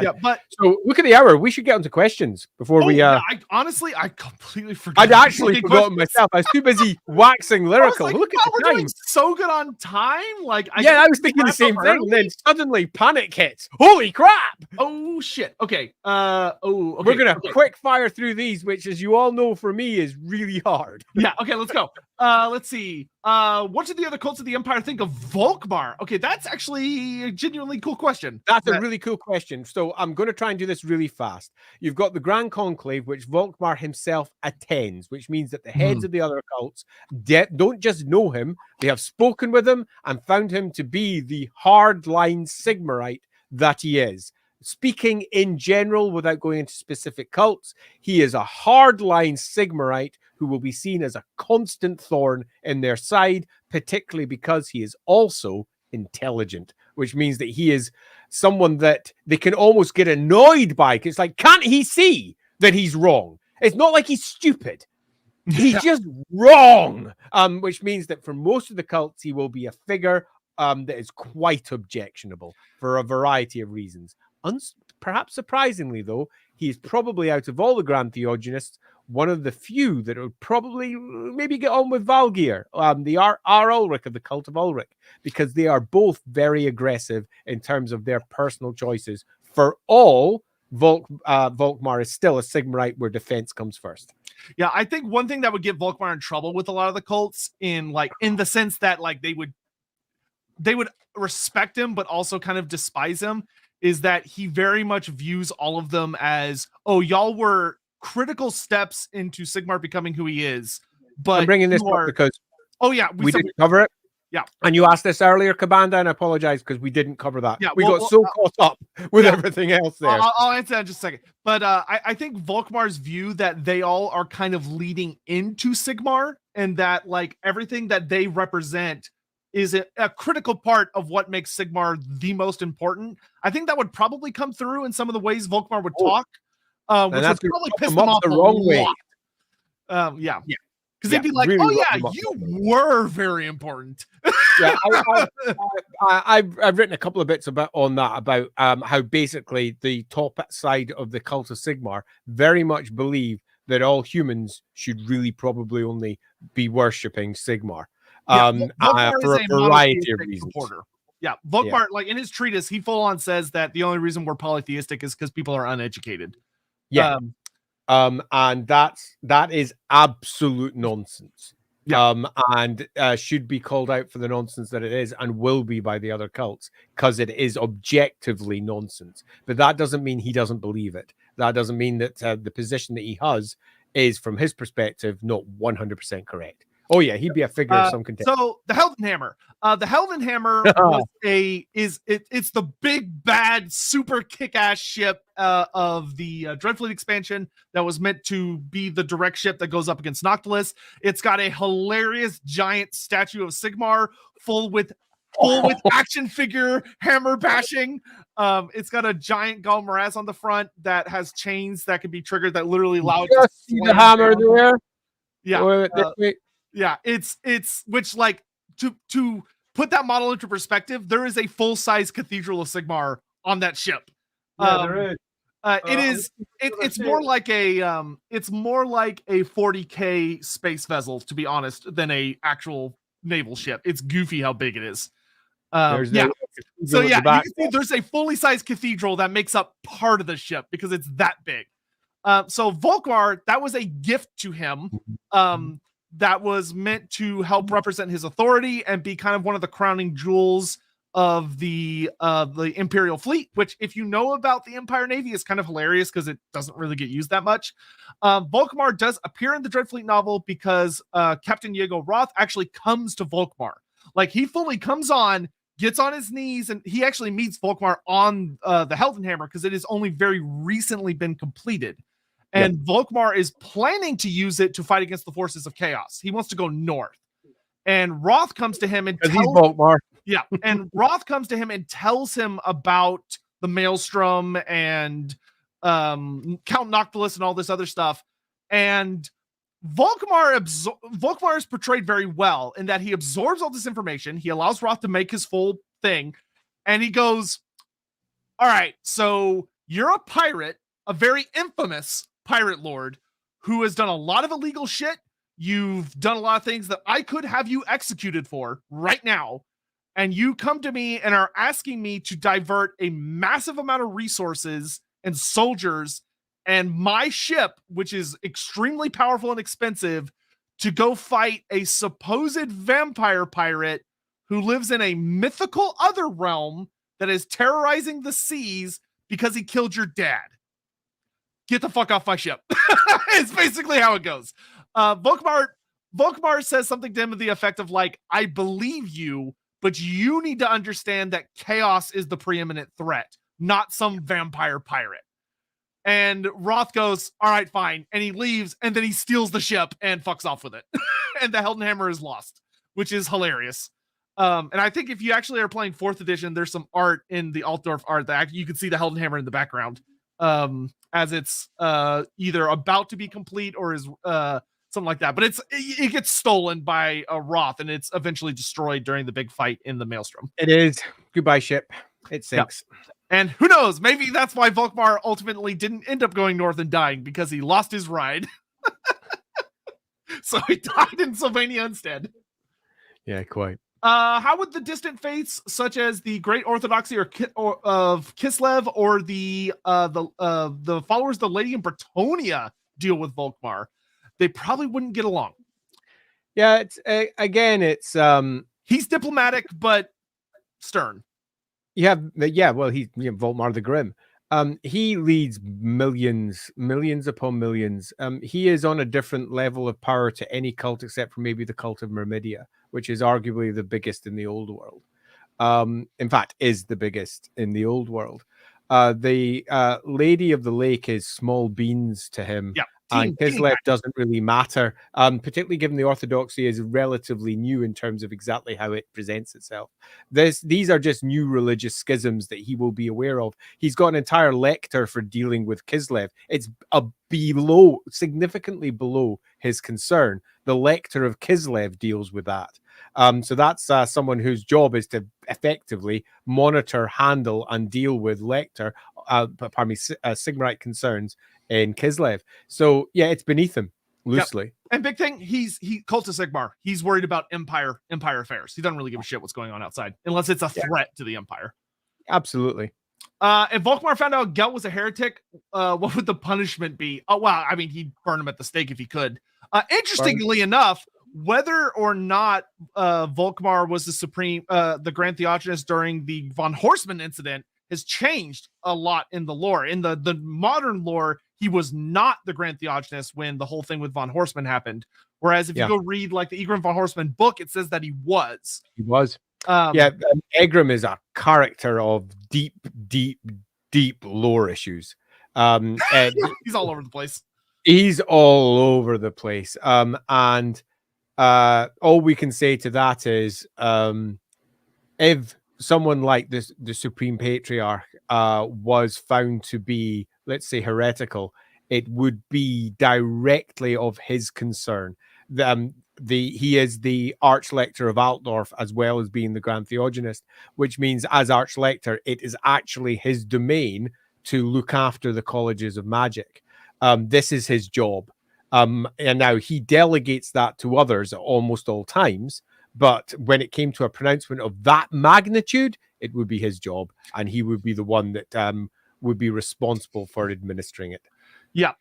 He tends to be pretty pro colleges, but if anything, it would probably put him in a bit of a spot politically because he views the colleges of magic as a very important tool for the empire. But if a Supreme Patriarch was discovered to be a heretic, that would be really bad for the college. That's really bad. Really bad, particularly given what had happened with Van Horseman previously. It would be almost the death knell of the colleges as we know today. Yep. Okay, we've already answered. Volkmar got his items by becoming Grand Theongonist. Why does Games Workshop apparently hate Volkmar? They keep crucifying, sacrificing, or transforming him into horrible monsters. That's a great question. They want to show how bad their big bads are. And the best way to show their big bad is bad is by killing a character or by hurting a character that is not as important as the character they're focusing on. And typically they focus on Karl Franz. So how do they make Be'lakor look bad?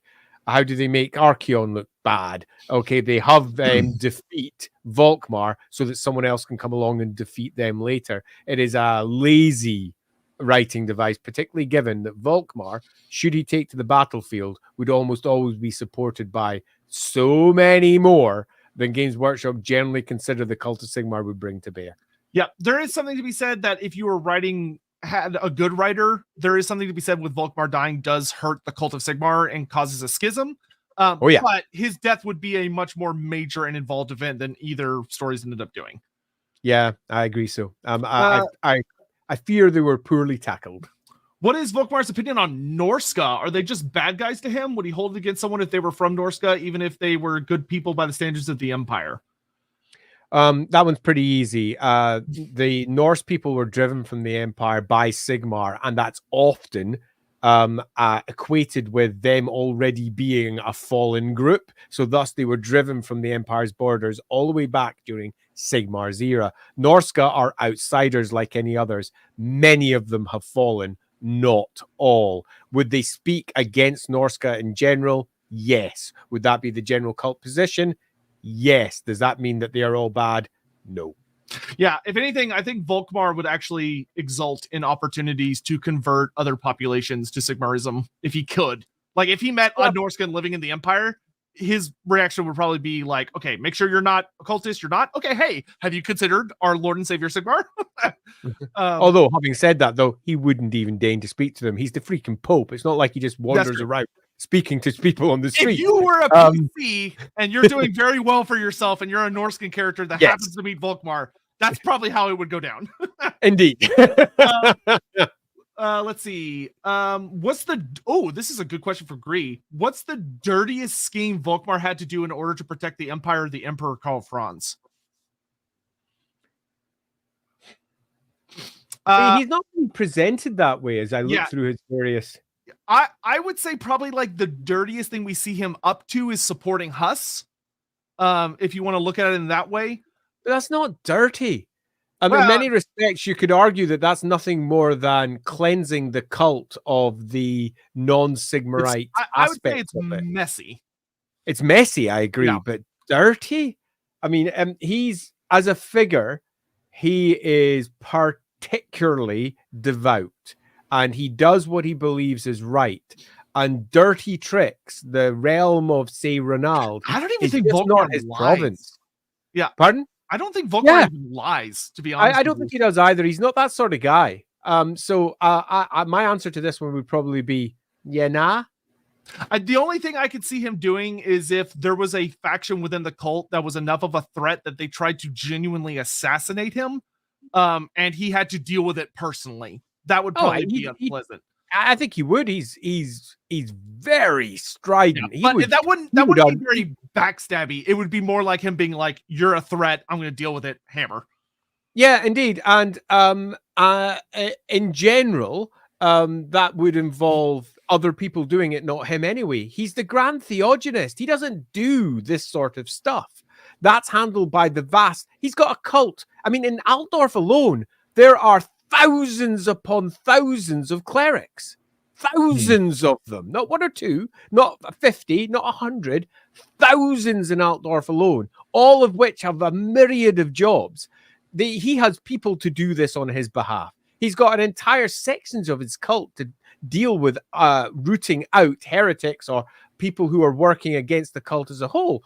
He's got the Order of the Cleansing Flame at the very least. They make the witch hunters look like babies. Yeah, totally. So, you got to remember, he's really high up in the echelons of this.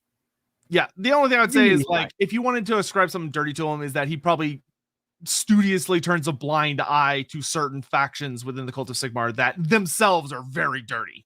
Yeah, I mean, the biggest issue he has is politics. Yeah. Let's see. Does Volkmar have any knowledge about the Lizard or anything like that? Probably not really at all, unless it ties into his understanding of like the world from like speaking with elves or the colleges of magic. Like, he'd probably be interested in stuff about the old ones, but like the Lizardmen as a whole, probably not very much. Yeah, totally. I mean, it's not like he's sitting there studying Lizardmen. They mean nothing to him. Will he be aware of them in the loosest of sense? Does he have material to hand that he could learn about them? Absolutely. I mean, it's all sitting there down the libraries of Sigmar. There is literally all the books he needs to know about it down there, which means that he'll be aware of some of it because he's a very studious man. But where he is studying is mostly what most would consider utterly heretical lore. Yeah. Utterly heretical. The lore that he's looking into is the sort of lore that the cult burns. Mm-hmm. You got to remember, Volkmar is at the top and can do these things. It's one of the reasons why he's such a fascinating figure, because he's almost certainly, to a degree, corrupted by the very knowledge that he needs to learn to do his job. Unless he's pure, and if he's completely pure, there's a lovely juggling act going on. I don't think anybody's that pure. Yeah, quite. And that makes it more fun. Yeah. Do we know what Volkmar's most dangerous threat he ever fought in a battle was and how he managed to kill it? We don't get any cool action shots with Volkmar, unfortunately, but he did kill a Chaos Lord, so I seem to recall he was in a battle report at one point, so they wrote about it there, but it wasn't really that big and nasty. It was just an event just to show off the army. He's probably faced down most of your most notable, like, orc warlords, maybe wyverns. I mean, Chaos Lords. The figure as a whole, if you look at it, not that many years. He's only been in the position come by the end of the world for about 10 years. Yeah. And during that time, most of his time is spent studying. For all he is an absolute freaking badass, the actual number of times that he has taken to the field is probably low. So the answer to that would be, if you were, for example, doing your own game, as many times as you feel is appropriate for the Pope to go to battle. Yeah. The one we know about is that big fight against the Chaos Lord on the over the River Talabek, which knowing how Warhammer goes, he probably killed the Chaos Lord himself. Because that's just how it goes. Yeah. Does the Great Griffin slow down Volkmar's aging? Probably. Yeah, if you're going by your standard Warhammer lore and by the discussion that we had earlier as to what it probably is, the answer is probably. Most magic in Warhammer, to a degree, does slow aging in some fashions. There are some wizards that are over 200 years old in the Empire. They've been there since the very beginning of the formation of the colleges, and were there beforehand because they joined up. Many of them were already old when they joined. Yep. What was the most dangerous conspiracy against the Empire Volkmar managed to uncover, and how did he eliminate it? So in the older lore, he is credited with dealing with von Horseman, but that's no longer the case. That being said, if you are playing modern Warhammer lore, that means you're going to play the enemy within, which Volkmar can be a very important character involved with that if you choose for him to be. He certainly will be in my one. Yeah, which he should, because if you want him to become the Grand Theongonist. Volkmar! Yeah, because he's and he's awesome. Go catch up with all my LAWhammer episodes. You're going to see him there. He's in the printed books. I want to say he's either in Power Behind the Throne or he's in the last book. I forget which one. It'll be the last book, Empire and Ruins. Okay, so yeah, he's in Empire and Ruins. I'll be interested to. In fact, he might be before that, because in the version of it that I wrote, he makes his first appearance in Power Behind the Thrones, but that might not be the case here. I know. Yeah, I know he's in. I want to say he's in Power Behind the Throne. Yeah, he might be. I haven't read the printed one, so I don't know. You get his profile and his picture and everything. Yeah. Let's see. So if you choose to do that, then the Purple Hand incident, he would be pretty heavily involved with. And 100% will be part of my campaign, because I freaking love good old Volkmar. Yeah. He also, if you read the Swords of Justice series, he's also tied into that whole business with the new Electric Count of Averland, which has to do with a Slaanesh cult. Of course. Let's see. Is Volkmar as pure in his service to Sigmar as he appears to be in the public, or does he have his own sins and vices he has to tackle? I'd say he has a vice of obsession. Extremely unhealthy obsession. So I'm gonna loosely step over the mark and say that he is a bad Grand Theongonist. Look at what he does. His job is to administer to the biggest cult in the Empire. What he actually does is worry about the end of the world, obsess about the end of the world, and when he's meant to be doing his job, he reads books. So does that make him a good Grand Theongonist? No. Is he doing things that are arguably sinful? Arguably. Is he administering to his cult? No. Is his cult going wild doing its own things because he's not being a good leader? Yes. So the answer to your question is not a very good Grand Theongonist, but arguably a good warrior priest. And what's Mandata saying there? Good. I look forward to your Leopold meeting. If you haven't watched any of my streams, Leopold is a priest of Sigmar in our game. He's also a prophet of Sigmar who is blind, and now he kills that part. It will be a very interesting meeting. I'm so excited about that. Because they are, I think, both heading towards very similar conclusions as to what is occurring. Indeed, it's very possible that someone like Leopold could be the instigating mark for Volkmar becoming so obsessed with the end of the world. All right, we're going to try and do some rapid fires here.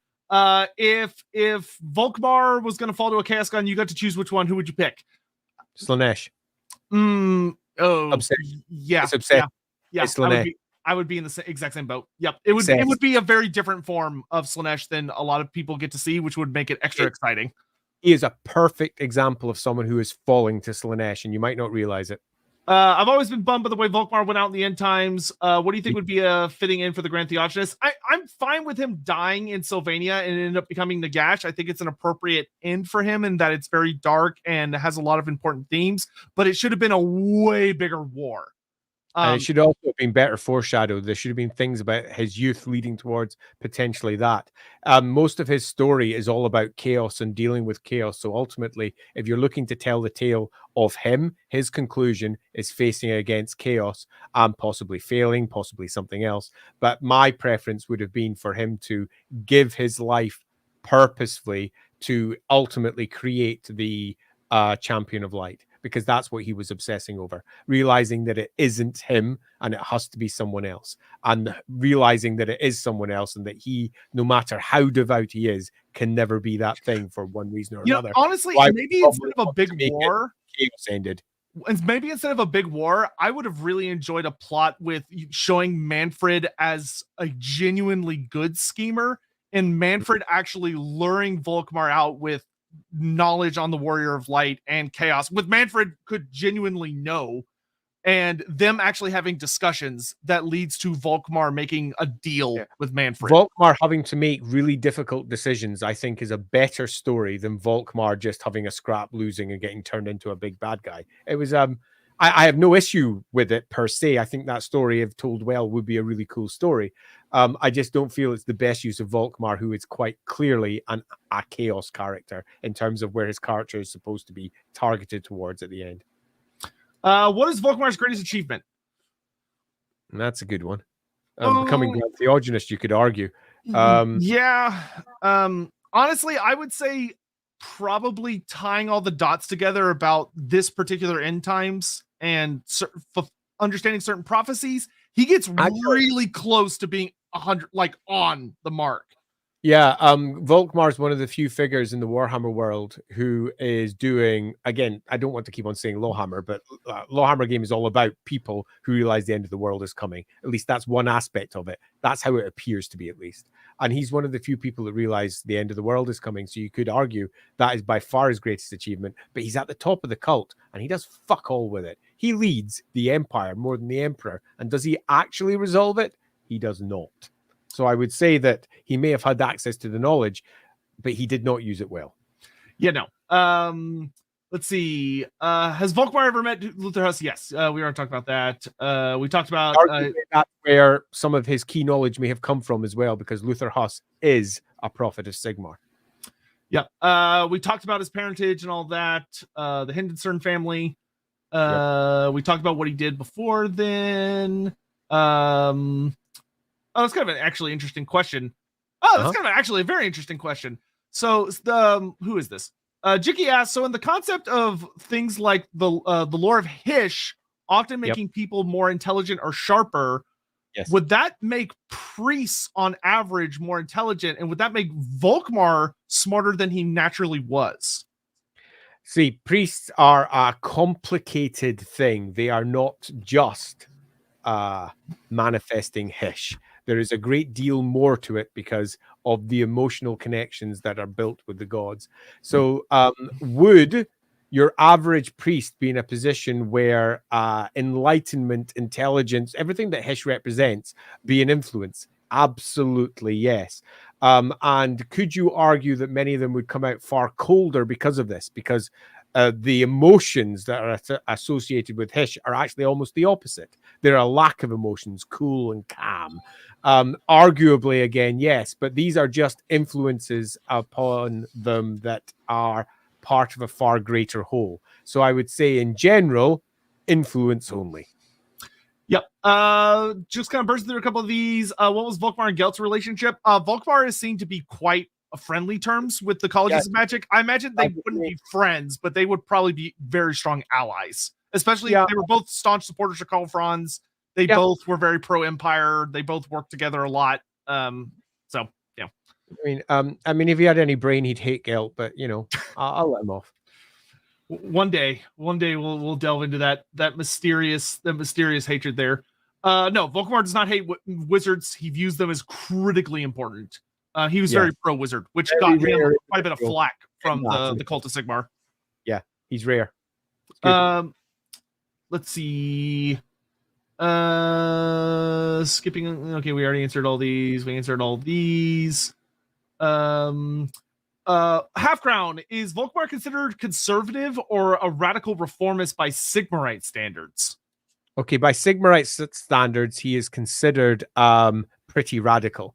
The majority of the Sigmarites go by standard Sigmarite doctrine, which is really nicely explained, as I recall, inside the Storm of Chaos book of all books. If you're looking for one, where Sigmarites largely stand for defense of the Empire and the borders that were created by Sigmar. It's a really loose way of starting them off. Now, does that mean that they won't take a fight to others? No, because their borders are constantly intruded upon. But they generally don't like going out with the borders.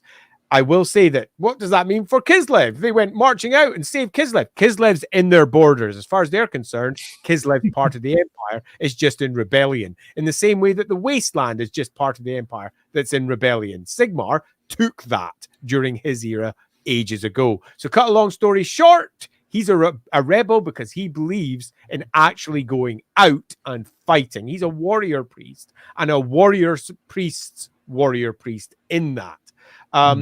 He's also doing something that no other Sigmarite thinks is a good idea. He is investigating chaos directly. He is plumbing through all of the most technical tomes. He is doing everything that the cult says you shouldn't do. The dude is a giant heretic as far as most people are concerned with the Cult of Sigmar, but he is pure enough to handle it.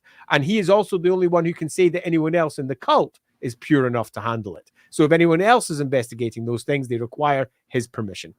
Do I think Volkmar would have a good time fighting chaos with Nakai?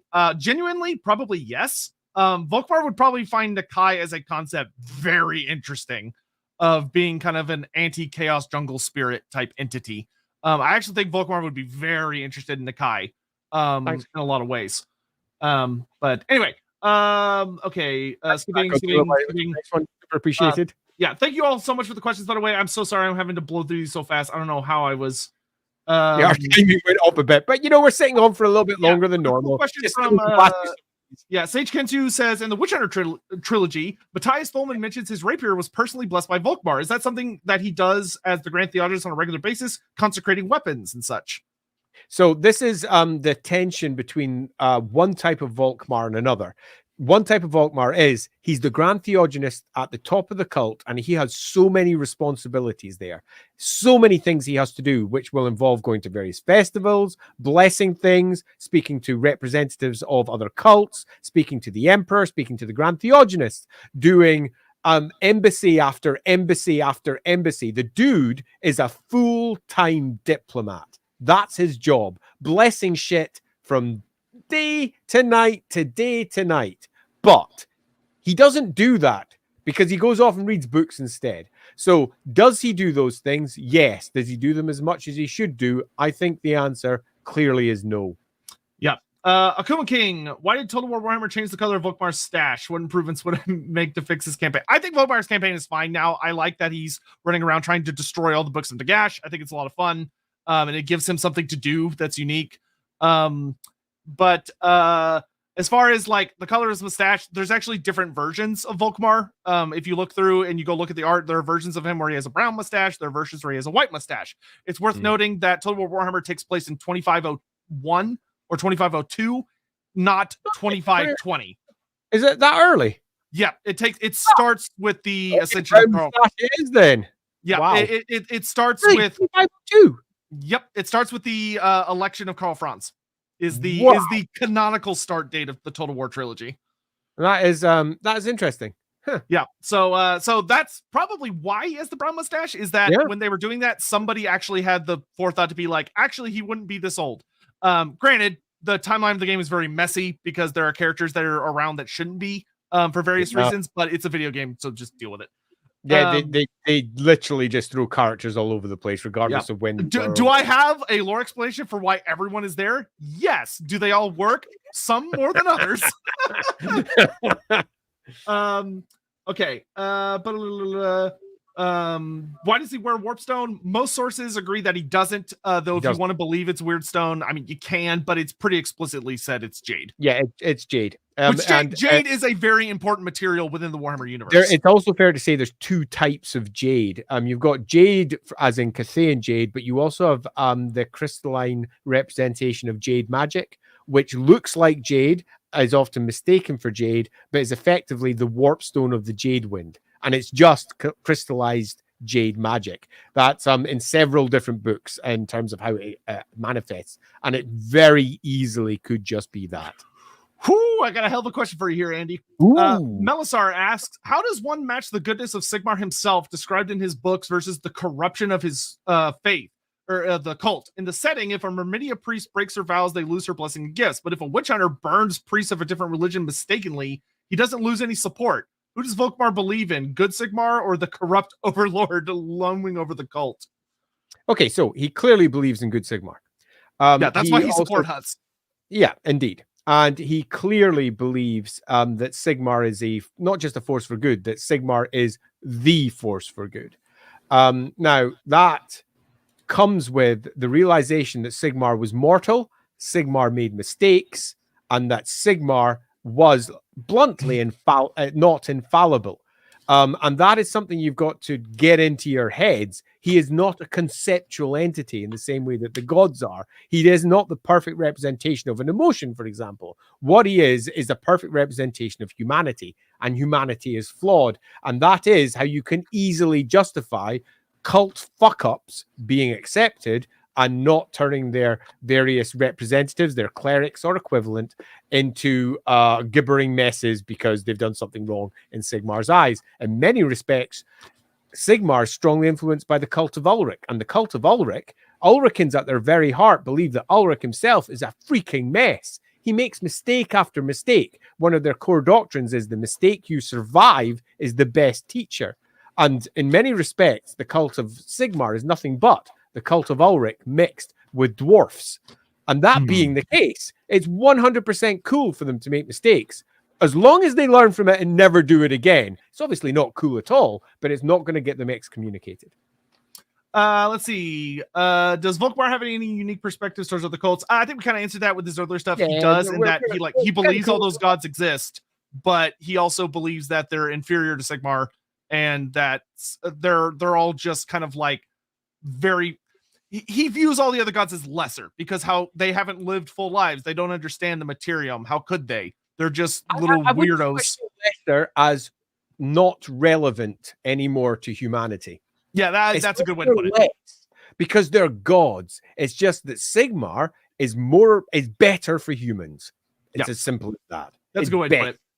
Let's see. Would Volkmar had been okay working alongside Vlad the Chad von Karstein in the end times if Volkmar had still been around at that point? No. It's really tough. There's I think there are some desperate scenarios where he would have been like, okay, I'll kind of ignore it. But like when Vlad walks up and is like, hey, I deserve to be an Elector Count, I think Volkmar would have had the exact same response Sigmar does when Vlad talks to him at the end of the end times, where Vlad would have said, hey, technically, I should be the Elector Count of Sylvania. And Volkmar would say, technically, only humans can be Elector Counts, and you are not human. That's not true. Strictly. I mean, we've got I think that's what Volkmar would have argued. He would have said, we've got Hismi Stoutheart, the Elector of the Moot. It would have been... I think that it's those sort of discussions and those sort of difficult positions that really make characters and make for interesting stories. Because if you have no tension and you have no conflict, then the stories are ultimately boring.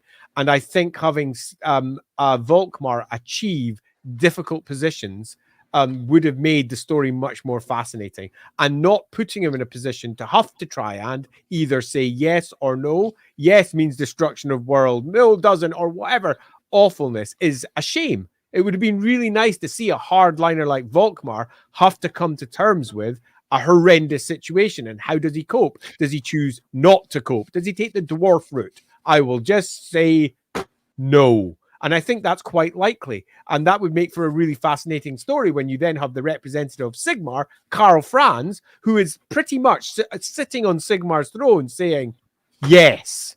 And that tension is beautiful.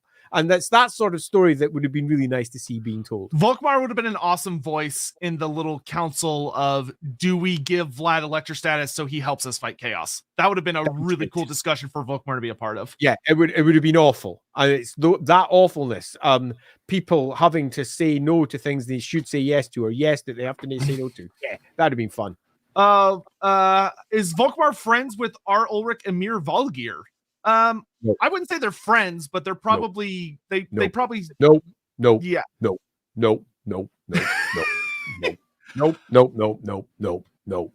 the answer. They like hitting a lot of the same people.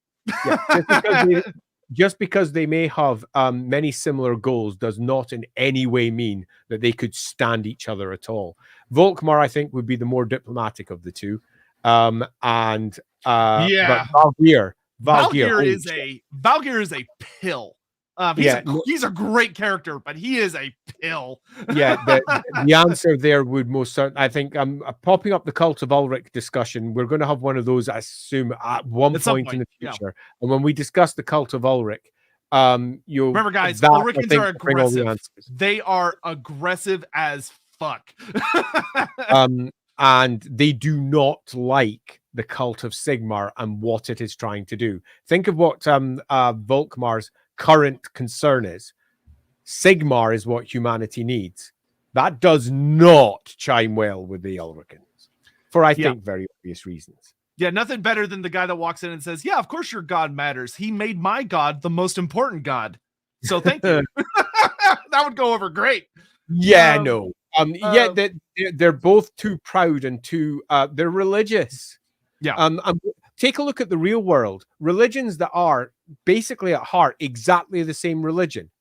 They're exactly the same religion. What do? They kill each other every day. Representatives of them really getting annoyed over the tiniest, smallest little details that mean that my one's right and your one's wrong. And their differences between Sigmar and Ulrich are much, much wider. So, no is the answer. Yep. Let's see. Who would win? Who would run in an arm wrestling contest, Volkmar or R. Ulrich? Volkmar, or it would be R. Ulrich, unless he was sitting on the jade. Yeah, on the war altar. Yeah, if the war altar was the stage, Volkmar's got that. And he was holding his staff, and he was channeling all the magic. Yeah, I think that would count as cheating, though. I will say, I believe Volkmar is a fair bit older than R. Ulrich. Not by like a ton, but I think he's like a good 10, 20 years older. Oh, good old Matthew Lillard.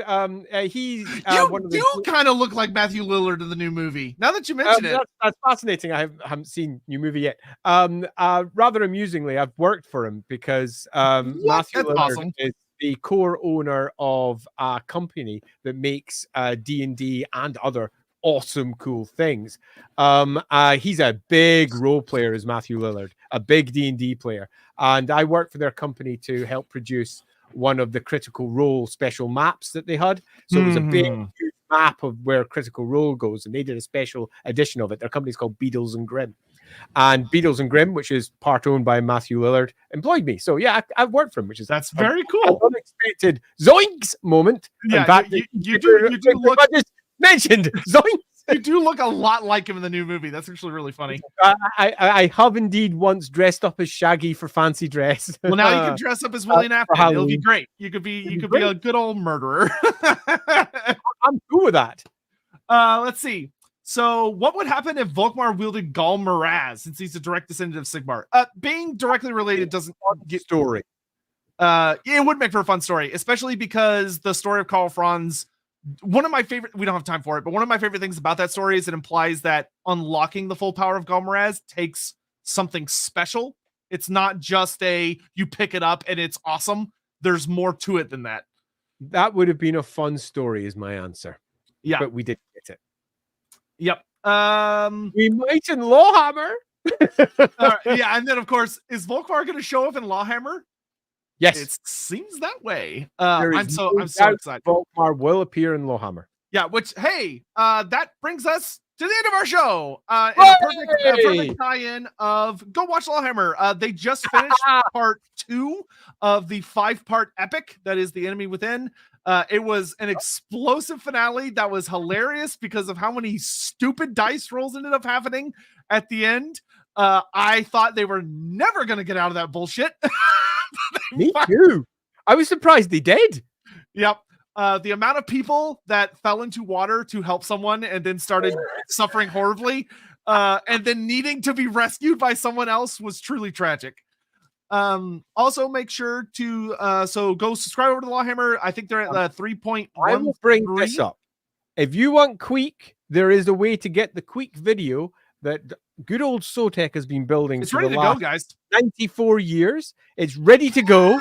It's good to hit your screens, but it won't hit until the LAWhammer YouTube channel has 5K subscribers. Now, we're currently sitting at about 3.5, so that means if everybody who watches this video goes over and clicks subscribe on that channel, then we will have enough to have Queek released. That's all you need to do. So pop over to the LAWhammer channel, click subscribe, and Queek will arrive. Yep, I've even secured Andy as a voice actor for a part of it. It's gonna be really silly. Yes! So in any event, go check out LAWhammer, subscribe over there. Go check out the Rookery. They just had their 100th episode. It was actually really sweet to watch. Yeah, if you want to see me looking like an idiot in makeup, you should go over to LAWhammer right now. Not LAWhammer, pardon me, the Rookery channel right now, and see me looking like an idiot yesterday. It was good times. Yep, and if for some reason you're here and haven't subscribed yet, please do. I appreciate the support.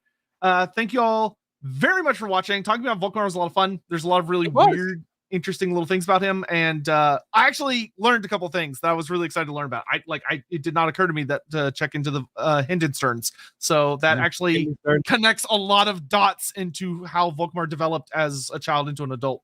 Let me just bring up that one and say it has been an actual exercise. Oh, I'm so itchy.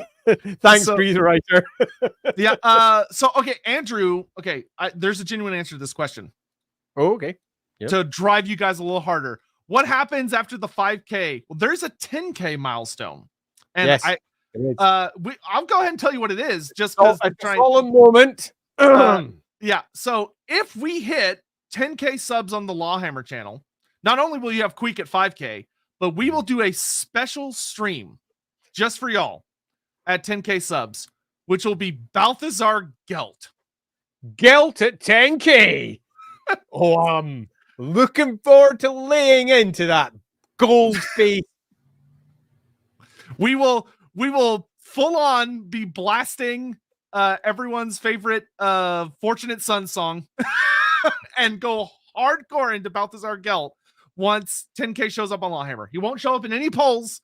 It's an unlockable achievement. It is indeed an unlockable achievement. So if you want that to happen, which we all do, because it's going to be amazing, you're going to get to see Andy go full rage and me trying to defend a character from that rage. It'll be indefensible. Yeah, it'll be something special. So maybe I may even dress up as Gelt just to try and drive. No, no. As we all will be welcoming to Astalia. So thank you all so much for watching. I gotta bounce. We both gotta bounce. It's my mother's birthday, so I'm gonna go celebrate. Oh, happy birthday to your mom. I will let her know. And next week, LAWhammer channel, we're doing Myrmidia. Don't miss it, because Myrmidia is going to be freaking awesome. One of my favorite goddesses in the entire setting. Yes. Yeah, I'm very excited to talk about Myrmidia. There's a lot of really fascinating shit in there. So thank you all, and we'll see you next Sunday on the LAWhammer channel. See ya. Bye.